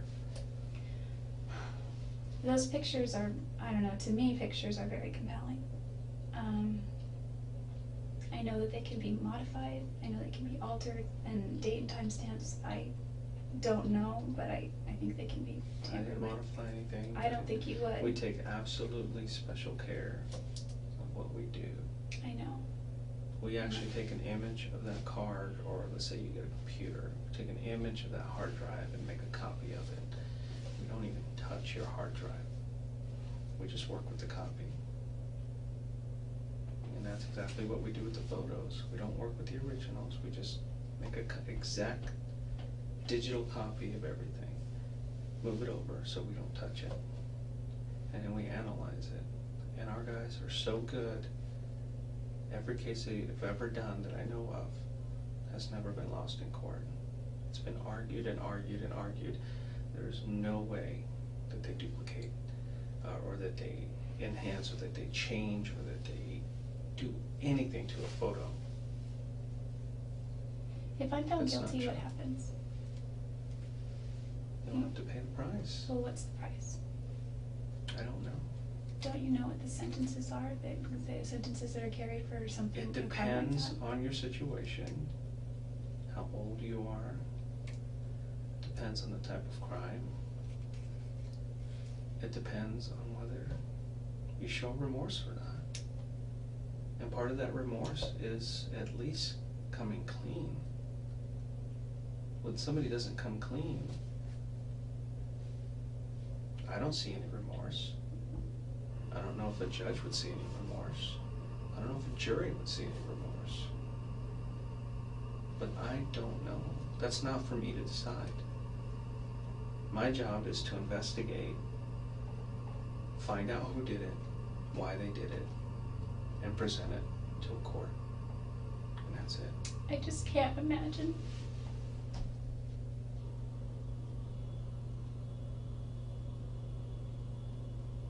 You have something to tell me, but you're just so resistant. I know you're afraid, but you're already going through it right now. There's no backing up. There's no backing up to yesterday. There's no backing up to that day. It's already happened. And unfortunately, you're gonna have to face the consequences. You know, if I did that, I'd be fully ready to face the consequences. I'm not really for things like, you know, I'm all for the 10 Commandments, thou shalt not kill, okay? But There's no evidence to show anybody else did that. None. well, I'm just, You think we'd find somebody else's fingerprint if they did that? Possibly. There's something that happens. You keep saying gloves. There's things that happen when people wear gloves. Then we can actually see that, well, somebody wore gloves in this case. Nobody wore gloves in this case. Nobody. There's no I'm evidence of just it. saying that if I were to carry out something like that, I would have worn gloves. I bought a whole box of gloves. Nobody else did this. There's no evidence to show that anybody else did this but you. You were the only one. That is it. And I'm not seeing any remorse. I'm not seeing anything from you to make me believe anything otherwise. You can continue to say, I didn't do it. Well, But you're the kid that got caught on videotape stealing the candy. And you continue to say, it wasn't me. I have the proof. I have the pictures. It wasn't me. I don't think you would admit to it if your own mother saw you do this and she told me, yeah, I saw her do this. You would say, no, it wasn't me. Why won't you admit to it? I just can't. I didn't kill Travis. I just didn't. I did not take his life. Did you have anything to do with the death of Travis? I don't think I had anything directly to do with it, but I feel responsible somewhat for it. Then what can you tell me about his death? You know a lot more about it than I do. When I say I feel responsible, it's because I wasn't planning to go there at all, and he really wanted me to go. And I told him no, and I would have if it weren't for Ryan. And there's nothing really with Ryan and I. In fact, he has been very hesitant to move anything forward because he's not sure about me. He said a lot of people are talking. I'll just tell you that right now. I really wish this would get solved so that we can just put it behind us. Maybe that's a good thing because he's not an active church member anyway. But the reason I feel is because if it weren't for Ryan, I would have folded and I would have just scrapped all my plans and spent all of my days there. But I didn't, and I stood strong, and he got mad and got sad, and he guilted me. He didn't get really mad, he just kind of guilted me. And finally he was like, whatever, fine, and we hung up.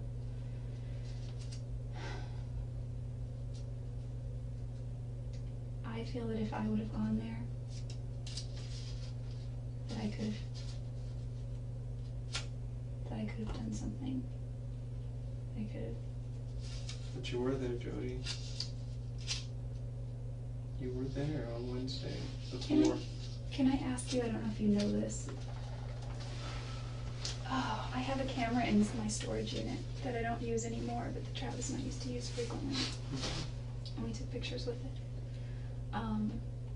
This is, I don't know. This is kind of. Do you remember taking these pictures? There were many pictures. Vaguely. We took tons and tons of pictures. Some I saved, most we deleted.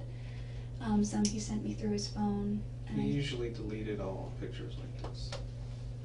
Yeah, well, before he got there. Any pictures like this that I found anywhere on his computer, camera, anything, they were deleted. Well, prior to him getting his camera, all those pictures were on my camera. So All these same pictures?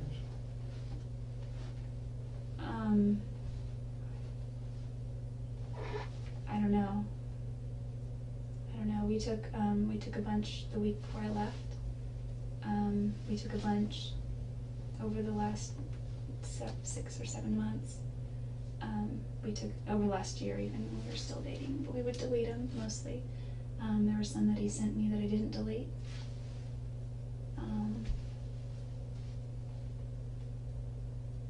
What I'm asking is it possible that, that my memory card would have been in his camera if they're interchangeable? How do you know if they're interchangeable? I don't know, that's what I'm asking is what kind of memory card it was. Just a regular little SD card? Well, because I've got one that's like this big, and it's thin. It's like a cracker. And the one I use on my professional camera is like this size, and it's more kind of like that thick. And the little one is really thin. And it's got like little thingies here for reading it, and my big one looks like that on the middle part. So that one obviously probably wouldn't be interchangeable because it's a Canon and it's a nice It's camera. not interchangeable, it is. But the other one, I don't know. Your camera's here, his camera's there, he just bought that camera. Well, the other camera that I used before that's broken now, it's in my storage unit, but it's still there. And you're saying those pictures are on that camera? No, what I'm saying is I had several memory cards for this camera that I don't have anymore. And so I guess it's so far-fetched, but I guess it's possible that my card. You're saying somebody took your pictures or your card and is framing you and put that into his camera? I'm just saying that if my memory cards were left at his house, he would have used those for his camera. I don't know. I can explain the blood though, and I can explain the hair. I don't know about the fingerprint. I can't explain the blood or the hair. Well, the hair, there's hair everywhere, and probably every square inch of that house. My hair. Yeah. If you sweep it, you'll get hair everywhere. All over around the toilet, around in the shower. I don't know about the shower because the shower gets used, but definitely around the bottom of the sink area. And maybe I'm Still trash. doesn't explain the hair to me. It had a follicle in it. You haven't been there since April. There's no way.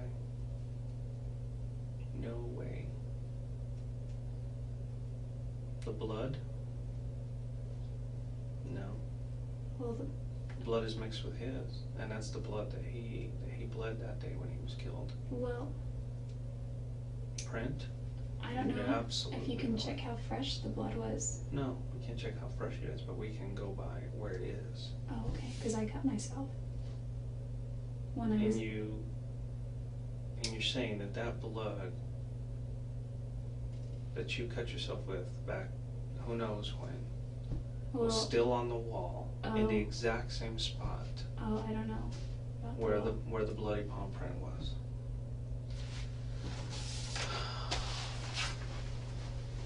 It was a glass that Travis had that I was using to wash Napoleon with. I used to give him baths. And I dropped it, and when I picked up all the glass, and I'm pretty casual about it because I break glass at work all the time, and it's not a big deal, it's nothing to be scared of. And I was probably just being careless with it, and I sliced myself open. And is that how you want to leave this? Just these far-fetched excuses on why your blood is there, why your hair is there, why your palm print is there, what pictures are there? I don't know about the pictures. That's how you want to leave this? I wouldn't want to. I seriously would not want to. You need to come out and tell me why this happened. I will not accept any other excuses. I will just move on with my investigation, with my final report, submitting all the conclusions and all the evidence. And we can just let a judge and a jury decide. You yourself said that if you were in my shoes, you would think that I was guilty. We can leave it in the hands of a What about a lie jury. detector test? We can do that, that's fine. Would that help me at all? I mean, you can't use them in court, but Well, then there's no point in taking it. I thought those things can be used. in certain cases. In this case, If you could want, it? I can check. Absolutely. If I passed a lie detector test, would that help me at all? Could help you. They're so weird anyway.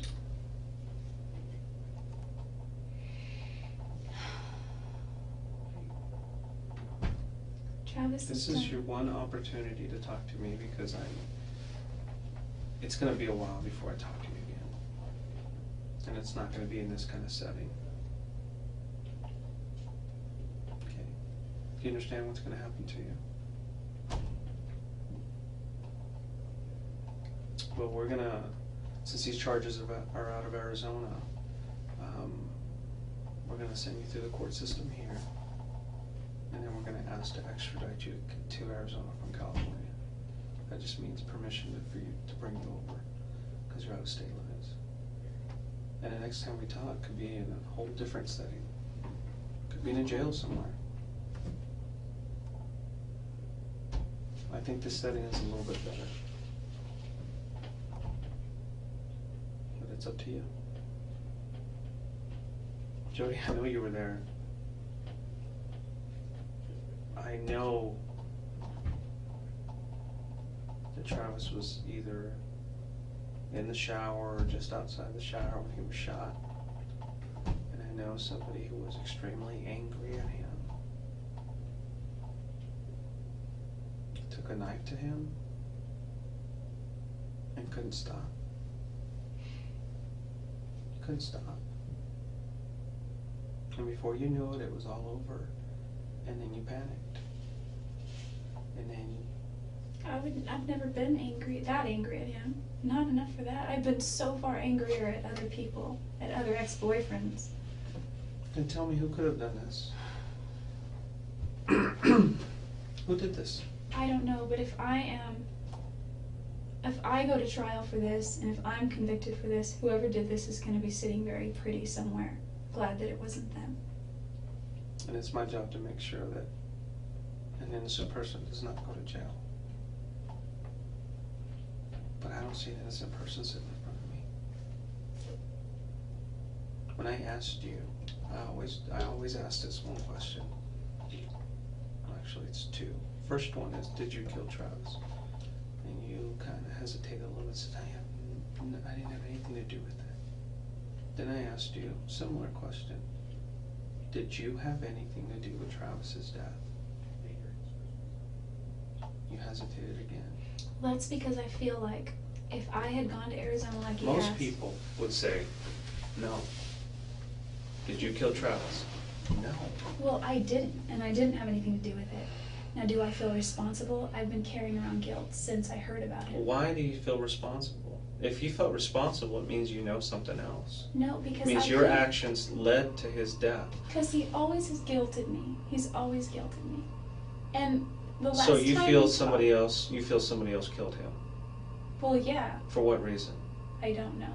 I don't know Then that. how do you feel guilty if you Because don't know the reason? here's why I feel guilty. One of the last times we spoke, he was guilting me about not coming to see him, and part of my heart still wanted to go see him, and another part just wants to move on and pursue this new avenue, which was in Utah. And there is a tinge of guilt, you know, when he would text me and he would say, "Hey, you want to come over and make out, or want to da da da." I didn't respond one night, and I just stayed strong, and I didn't respond. And then he called and called and called, and then the next day he was like, "You don't care about me. You don't love me. You don't care. I was there all alone, and you didn't want to come and hang out. You didn't want to come and keep me company." And he says it not like that, but in that tone, but it's in the sweetest, sweetest way. And it's guilt. I still don't get the guilt.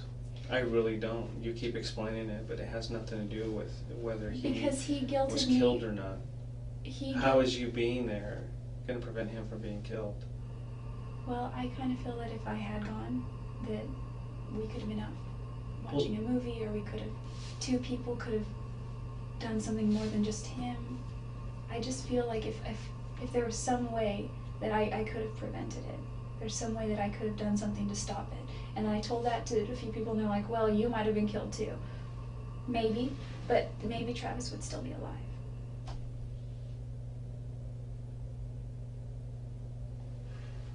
Travis has done a lot for me, and I wouldn't hurt him. He introduced the gospel to me. Well, I have proof that says otherwise, Jodi. I can't deny that. I can't deny that proof. And that proof is not pointing at anybody else. Nobody.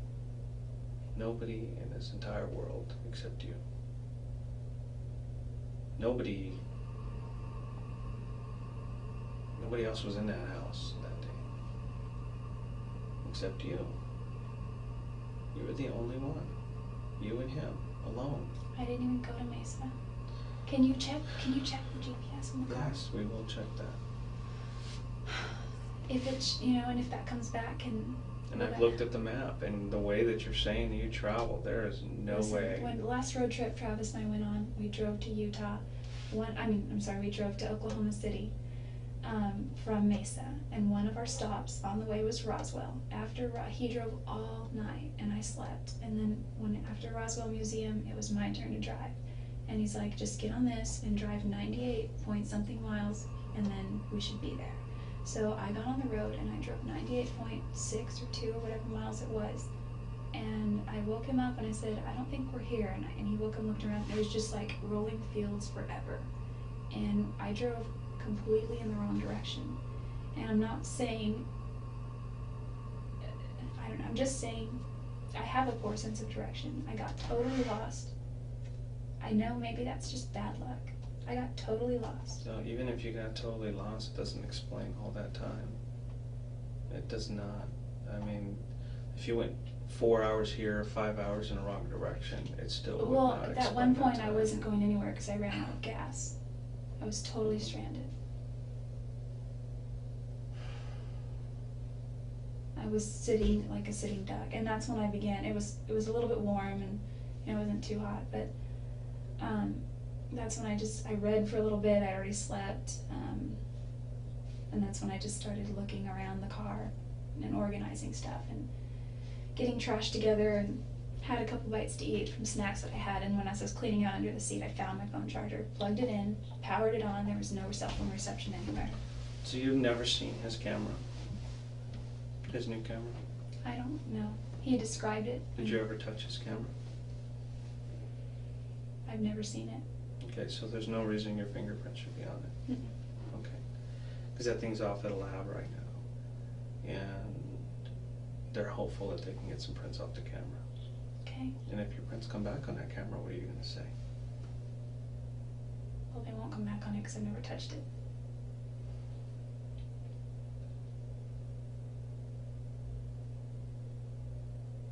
you still can't explain the rest of this stuff. I honestly can't explain the pictures. The other stuff, or the palm print, the other stuff I can explain. No, you can't explain the blood either. Because that blood is in blood. I mean, it's part of the print. Unless you cut yourself at the beginning of the year and left your palm print in blood, and it stayed there until he was killed. I cut myself. It wasn't the beginning of the year. It was before convention. No, you can't explain it. I'd have to say early March. That palm print is there in blood, partially yours and partially his.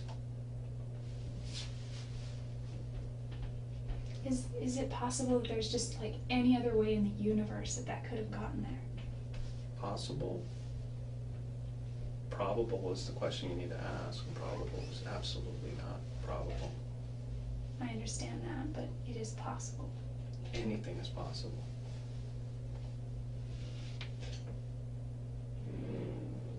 That is very compelling. That's why I'm here. That's why I traveled here. Because I came here to arrest you. And get an explanation from you. That's the second reason. And since you're not giving me an explanation, I guess we'll just continue with the I just have first no reason to hurt Travis. You do have a reason to hurt Travis. What would my reason possibly be? There's a whole history of you two. But and everybody knows it. I have a whole history with other guys that go Why back years. is everybody saying that you had something to do with his death? Why is everybody saying that you were capable of hurting him? Everybody says it. I don't know why anyone. So don't tell me that you're not capable. I don't even hurt spiders. Have you ever had any anger issues before? Never in your past? I've had arguments. Travis. Well, everybody has arguments. I'm talking about anger. Just absolute anger. Where you lose it sometimes. No, I had a nervous breakdown once.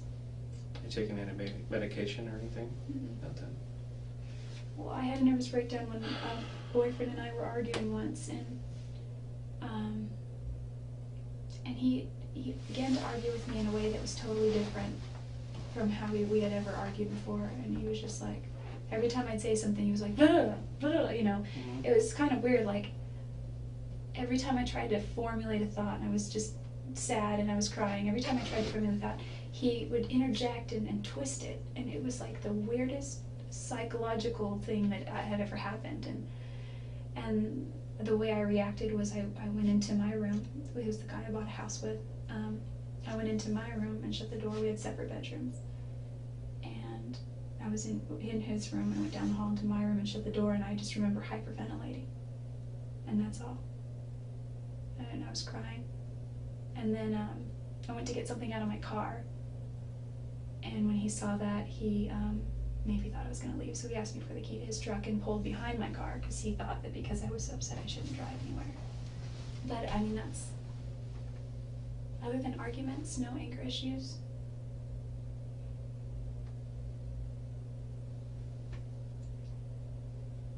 That I can remember.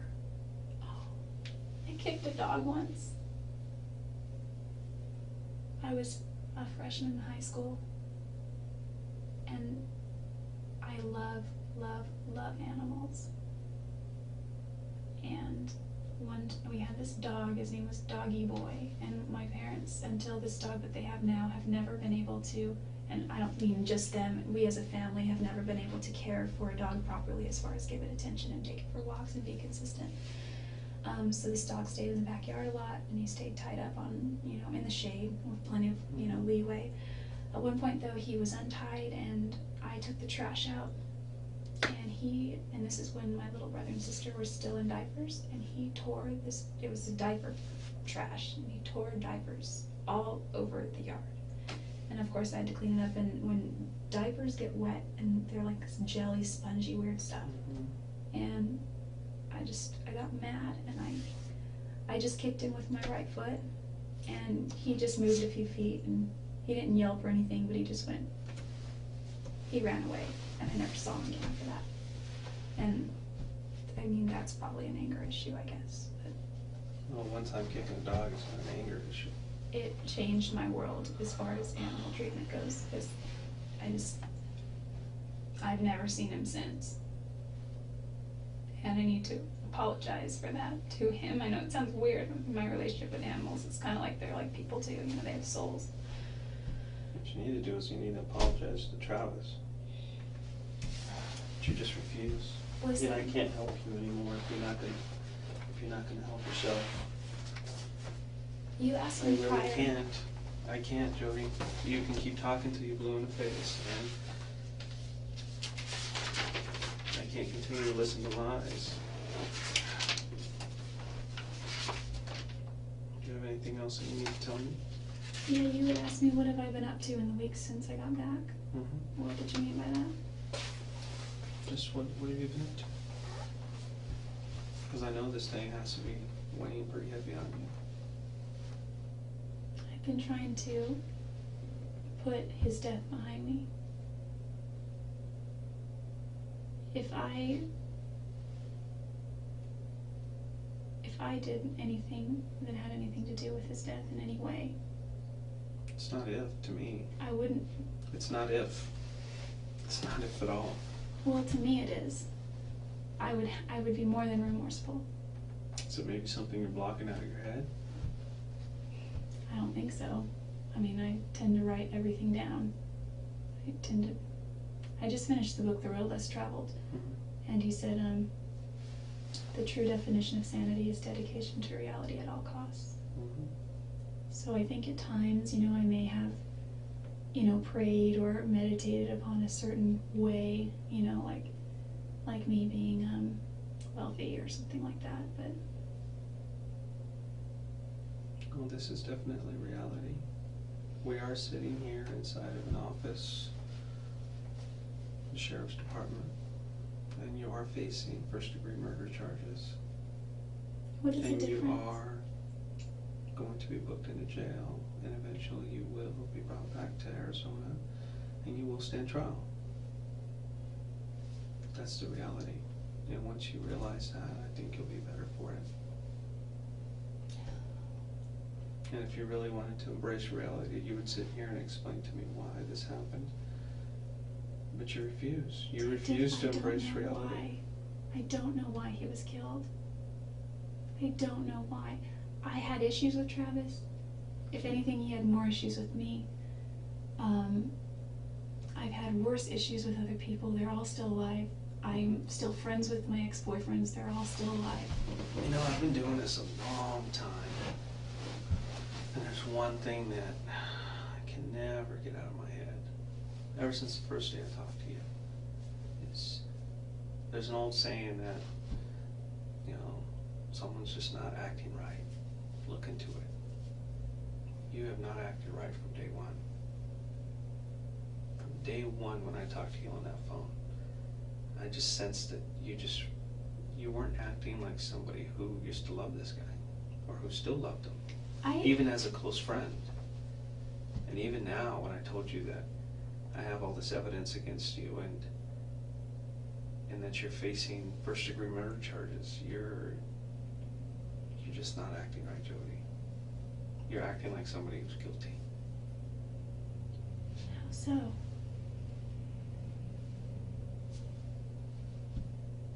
You tell me. I know because I've been doing it a long time. It's It's taken not me a that I long don't. time to figure it out. But within the first 30 seconds to a minute of a conversation, I know when somebody's acting right. There's a certain way people act. How did I act Okay, that would it's make not you like- think? It's not like TV, it's not anything like that. It's not what you see in the movies. I see reality. When I accuse somebody of committing a heinous crime or, you know, something very serious, reality hits in and they definitely act a certain way. And that's not you. You act just like everybody else who I accuse of doing a crime, who did it. And there's no other way to tell you. Is it because I'm not crying? No. It's not because of that. What is it?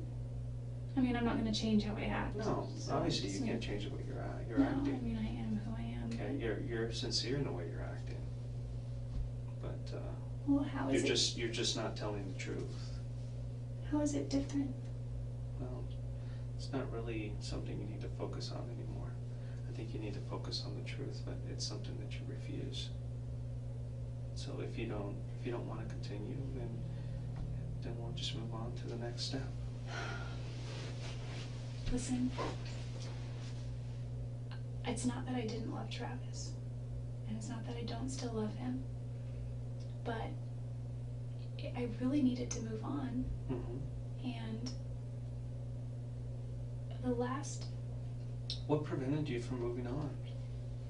Nobody was preventing you from moving on. Well, the only person preventing me really from moving on was myself. Mm-hmm. And until I made that step and I moved back, moved away, and we communicated gradually less and less and less, and I was fine with that. I haven't found the guy, the man that I want to marry, the person I want to spend my life with. But in my mind, Travis did, and I was happy for him, and I thought there was also a part of me that felt, if I stay, I'm going to jeopardize that for him as well. We both deserve to be happy. We both deserve to have, be married in the temple. Mm-hmm. And that's where he wanted to go. So, I didn't know that Mimi didn't feel that way. I had never spoken to her except at church when I came down to Arizona. It was really brief. And it was the bishop who told me that, she had essentially turned him down.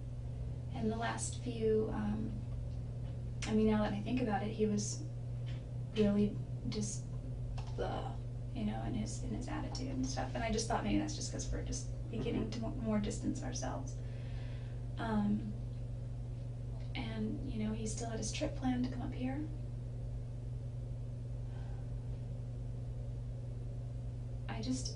The reason I don't know.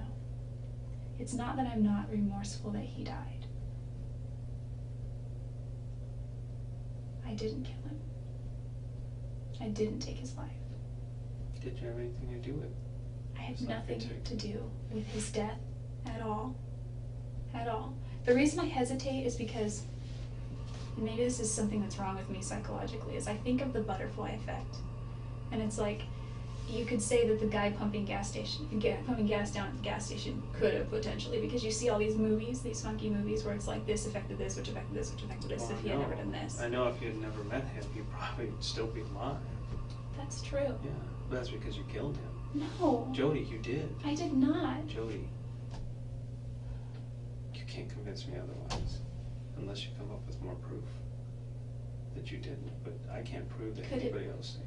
No, it couldn't have. Well, what about if the car comes back that it was never even in that area? It still doesn't negate the fact that we have this other evidence.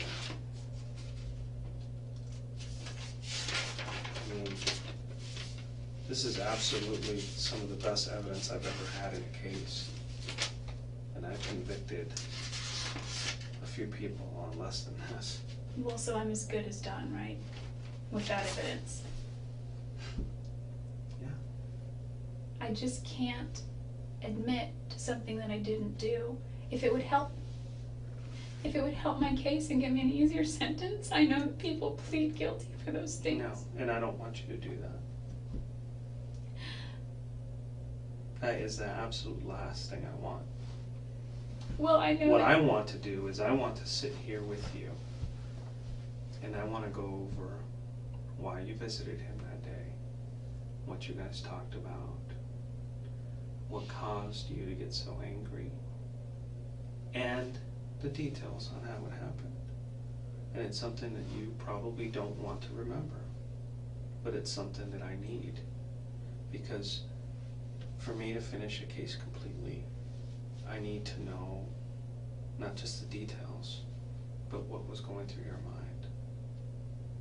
Because I need to present that as a full picture. Because if I don't feel that I've completed my job. Then my job is to speak for him, not anybody else. My job isn't to speak for you. My job isn't to speak for his family. It's to speak for Travis. And I know something horrible happened that day. Absolutely horrible. something that could have been avoided. Whether something was planned, I don't know.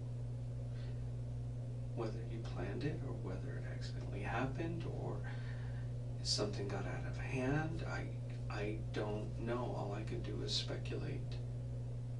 And I want to believe that you're not this cold-hearted person that could just go out and do something like this to somebody. I want to believe that, like a lot of people, things got out of control, and before you knew it, it was too late. That's what I want to believe. And that's truly from my heart. Because I sit here and I've talked to you, and I'm talking to you now, and all those conversations we had on the phone, and I don't see a cold-hearted murderer like you would see on TV or that I've seen before sit across from me. That's not what I see in you. And I'm gonna call it begging. I'm begging you to at least come clean and tell me why. Because I don't want to leave here today not knowing, because it's gonna follow me forever. I wish that I had answers. I'm sorry.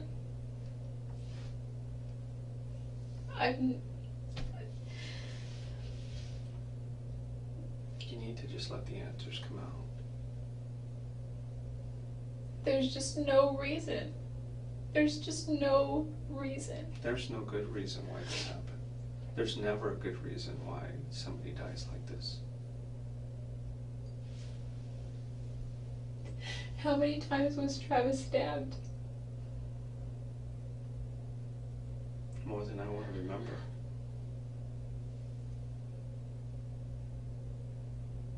And I'm not going to sit here and show you pictures of him after the fact. I don't do that. That's not how I work.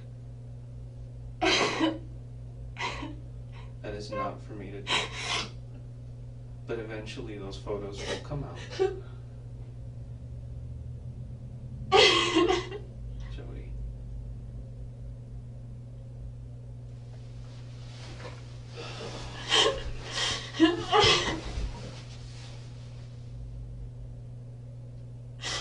Jodi, we're here now.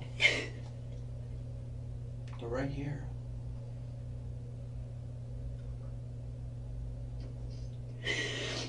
I think you're feeling the reality in the moment now.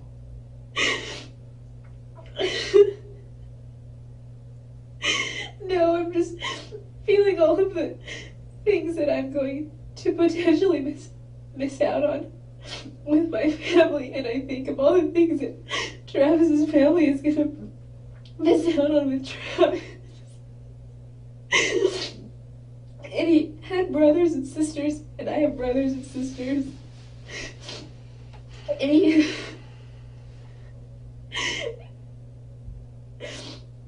It's not fair.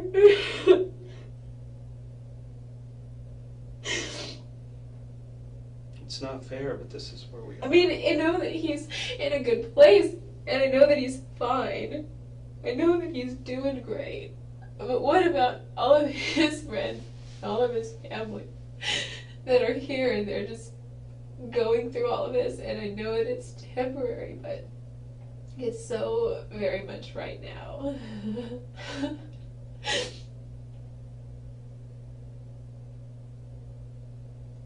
There's just no reason I would ever want to hurt him.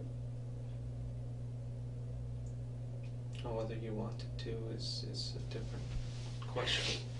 I'm just saying. I don't think you wanted to.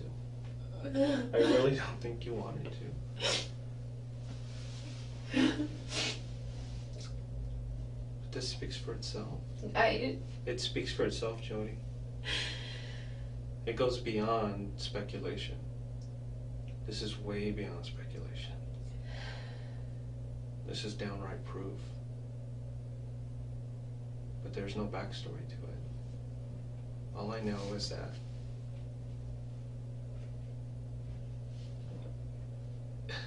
I need a story, or else it's just cold. It's so cold. You don't look like the person that would plan something like this. You're just not that person.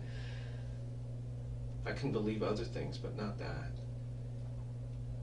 But without the truth, I can't paint another picture.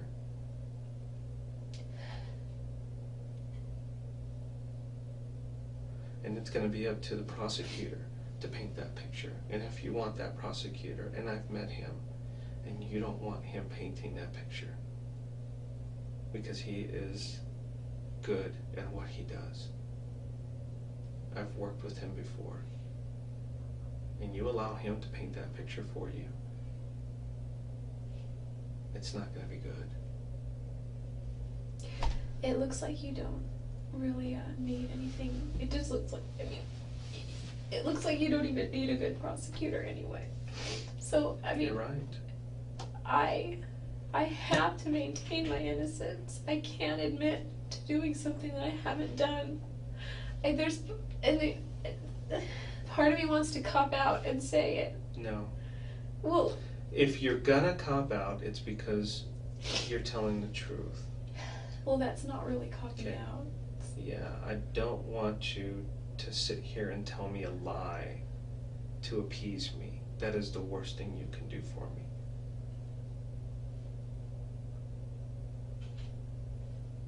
But back there in that mind of yours is somebody screaming to get out and tell me what happened, but you just cannot.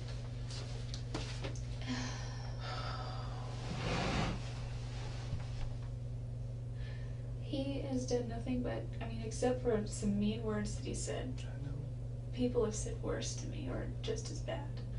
Except for that, he's helped me, he's given me money, he was selling me his car on the Then why? easiest, Then why, lamest Jodi, terms why? ever. There's no reason why. It just happens.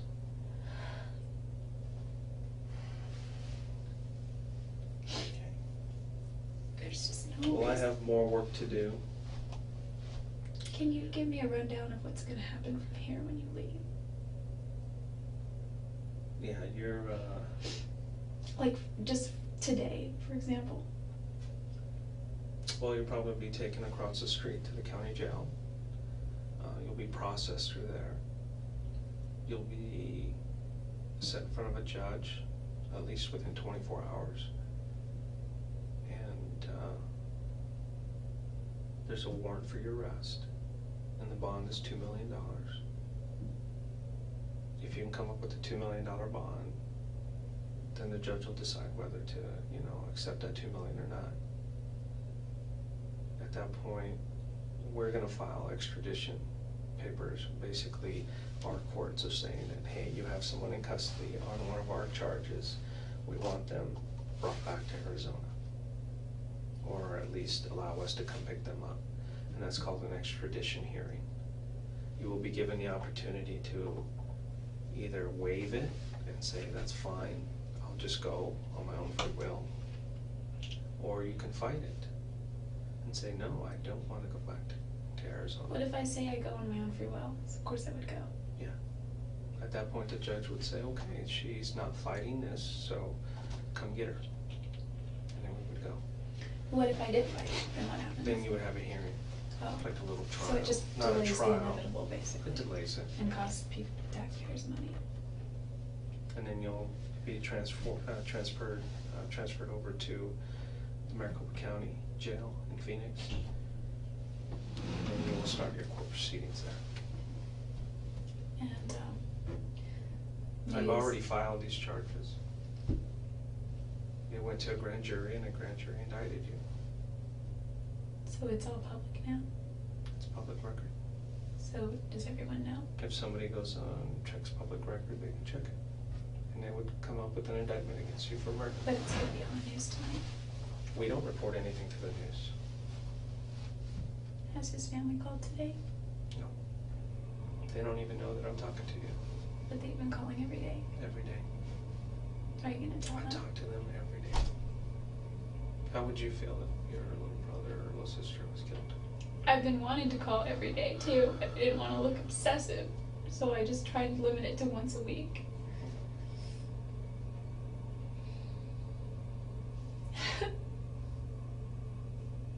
Will I be able to see my family before it comes? I don't know. Can I don't know talk what to I my don't know mom? what their procedures are here at this jail in this county. Can I talk to somebody about my affairs that need to be taken care of? You'll have to do it over the phone, or they'll have to come visit you. I don't know. I'd have to be over the phone because the person that would take care of my stuff lives far away.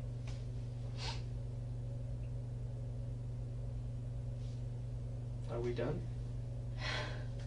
How long is it all going to take? You said you already I filed don't know. paperwork. I don't know. I need to go see. The procedures are different here in California than they are in Arizona. I'm used to the procedures in Arizona. So I'm getting help from this county and the deputies here, and they're assisting me. So I need to get with them and find out how long it's going to take. This is a really trivial question, and it's going to reveal how shallow I am. But before they book me, can I clean myself up a little bit? You're going to be taken the way you are. I can't give you anything else. How soon? I don't know. Like 5 minutes? 2 I would hours? say within an hour. Okay, it could be 5 minutes, it could be 50 minutes. I need to go talk to my associates here. And if at any time you feel like you need to tell me something, you just go ahead and approach me.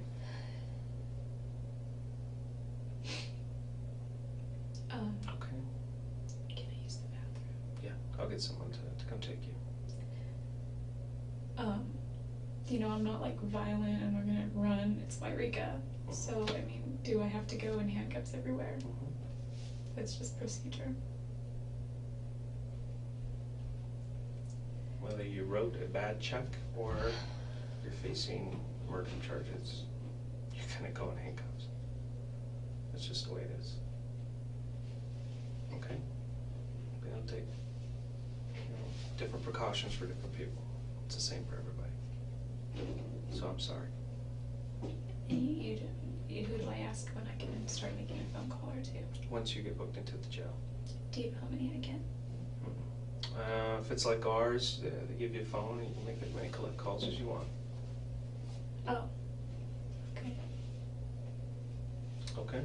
Let me see if there's somebody to take you to the restroom. It's not too urgent, but like maybe within the next 10 minutes I really will need to go.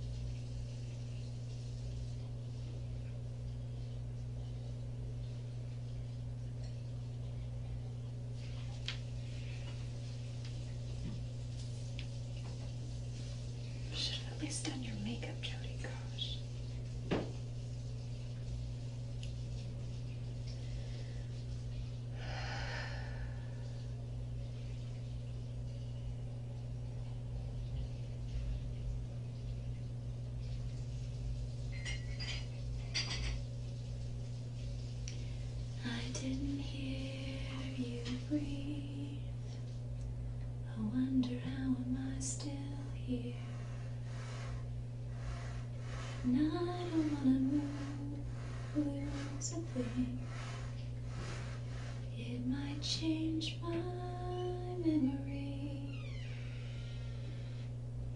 and I won't go, and I can't breathe until you're resting here with me, and I won't go, and I can't hide, and I won't leave. Breathe until you're resting here with me.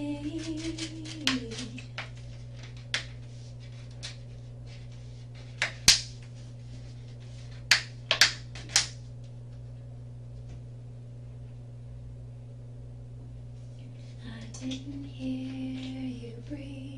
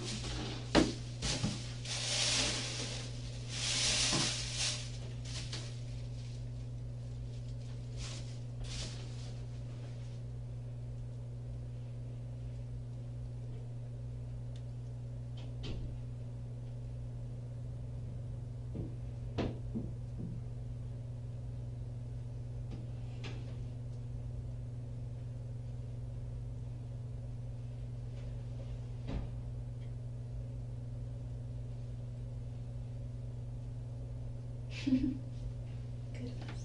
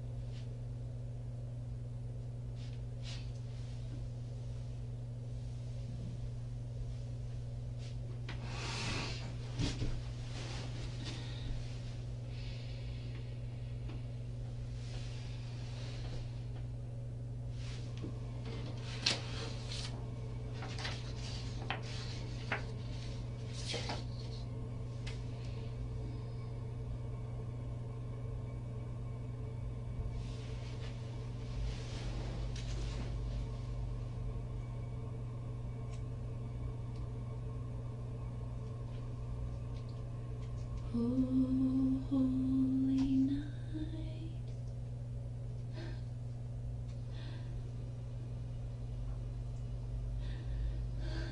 the stars are brightly shining.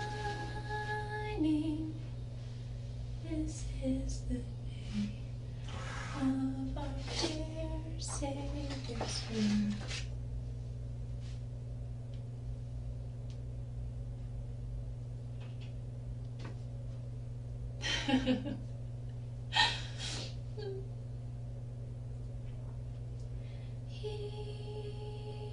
He knows our needs.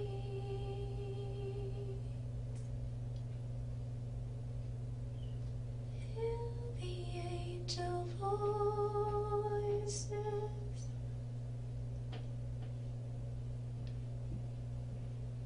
Oh, night divine. Oh, night when Christ was born.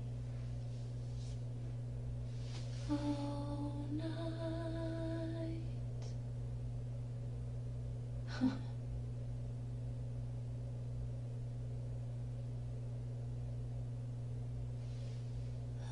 night.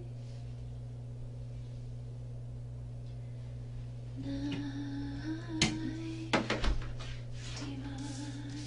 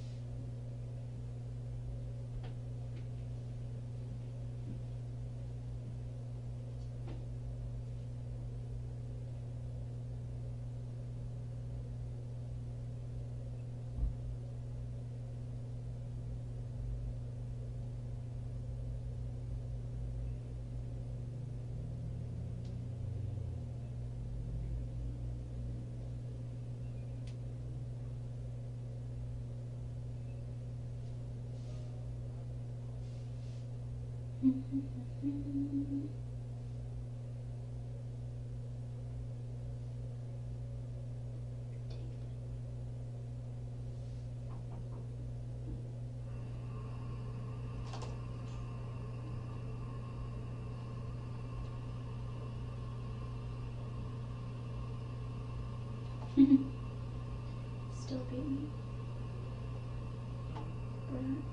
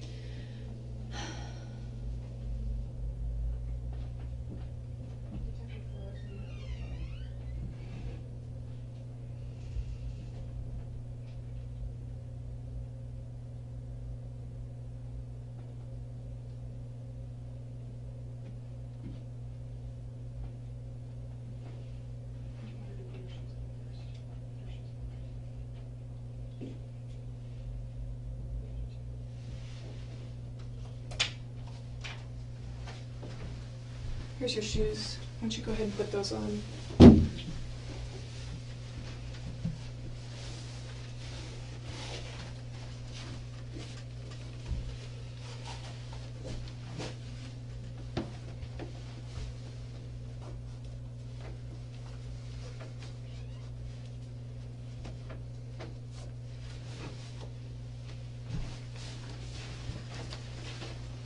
Go ahead and stop right there and just turn around.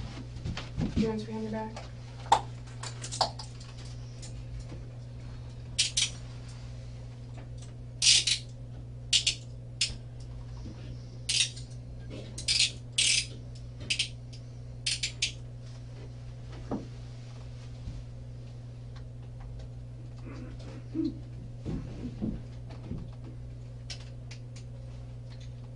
She already did that. Yeah, I researched her. Okay. Okay. Is there any reason for me to walk over there with you? Yeah. That's fine. Okay. Anything else? No. You want me to do this paperwork over?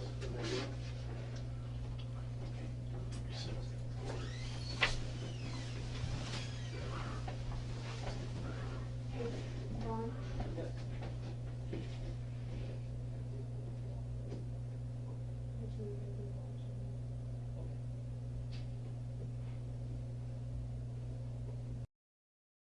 Thank you so much for watching. If you'd like to support my channel, there's some great links below. The best thing you can do is like and subscribe.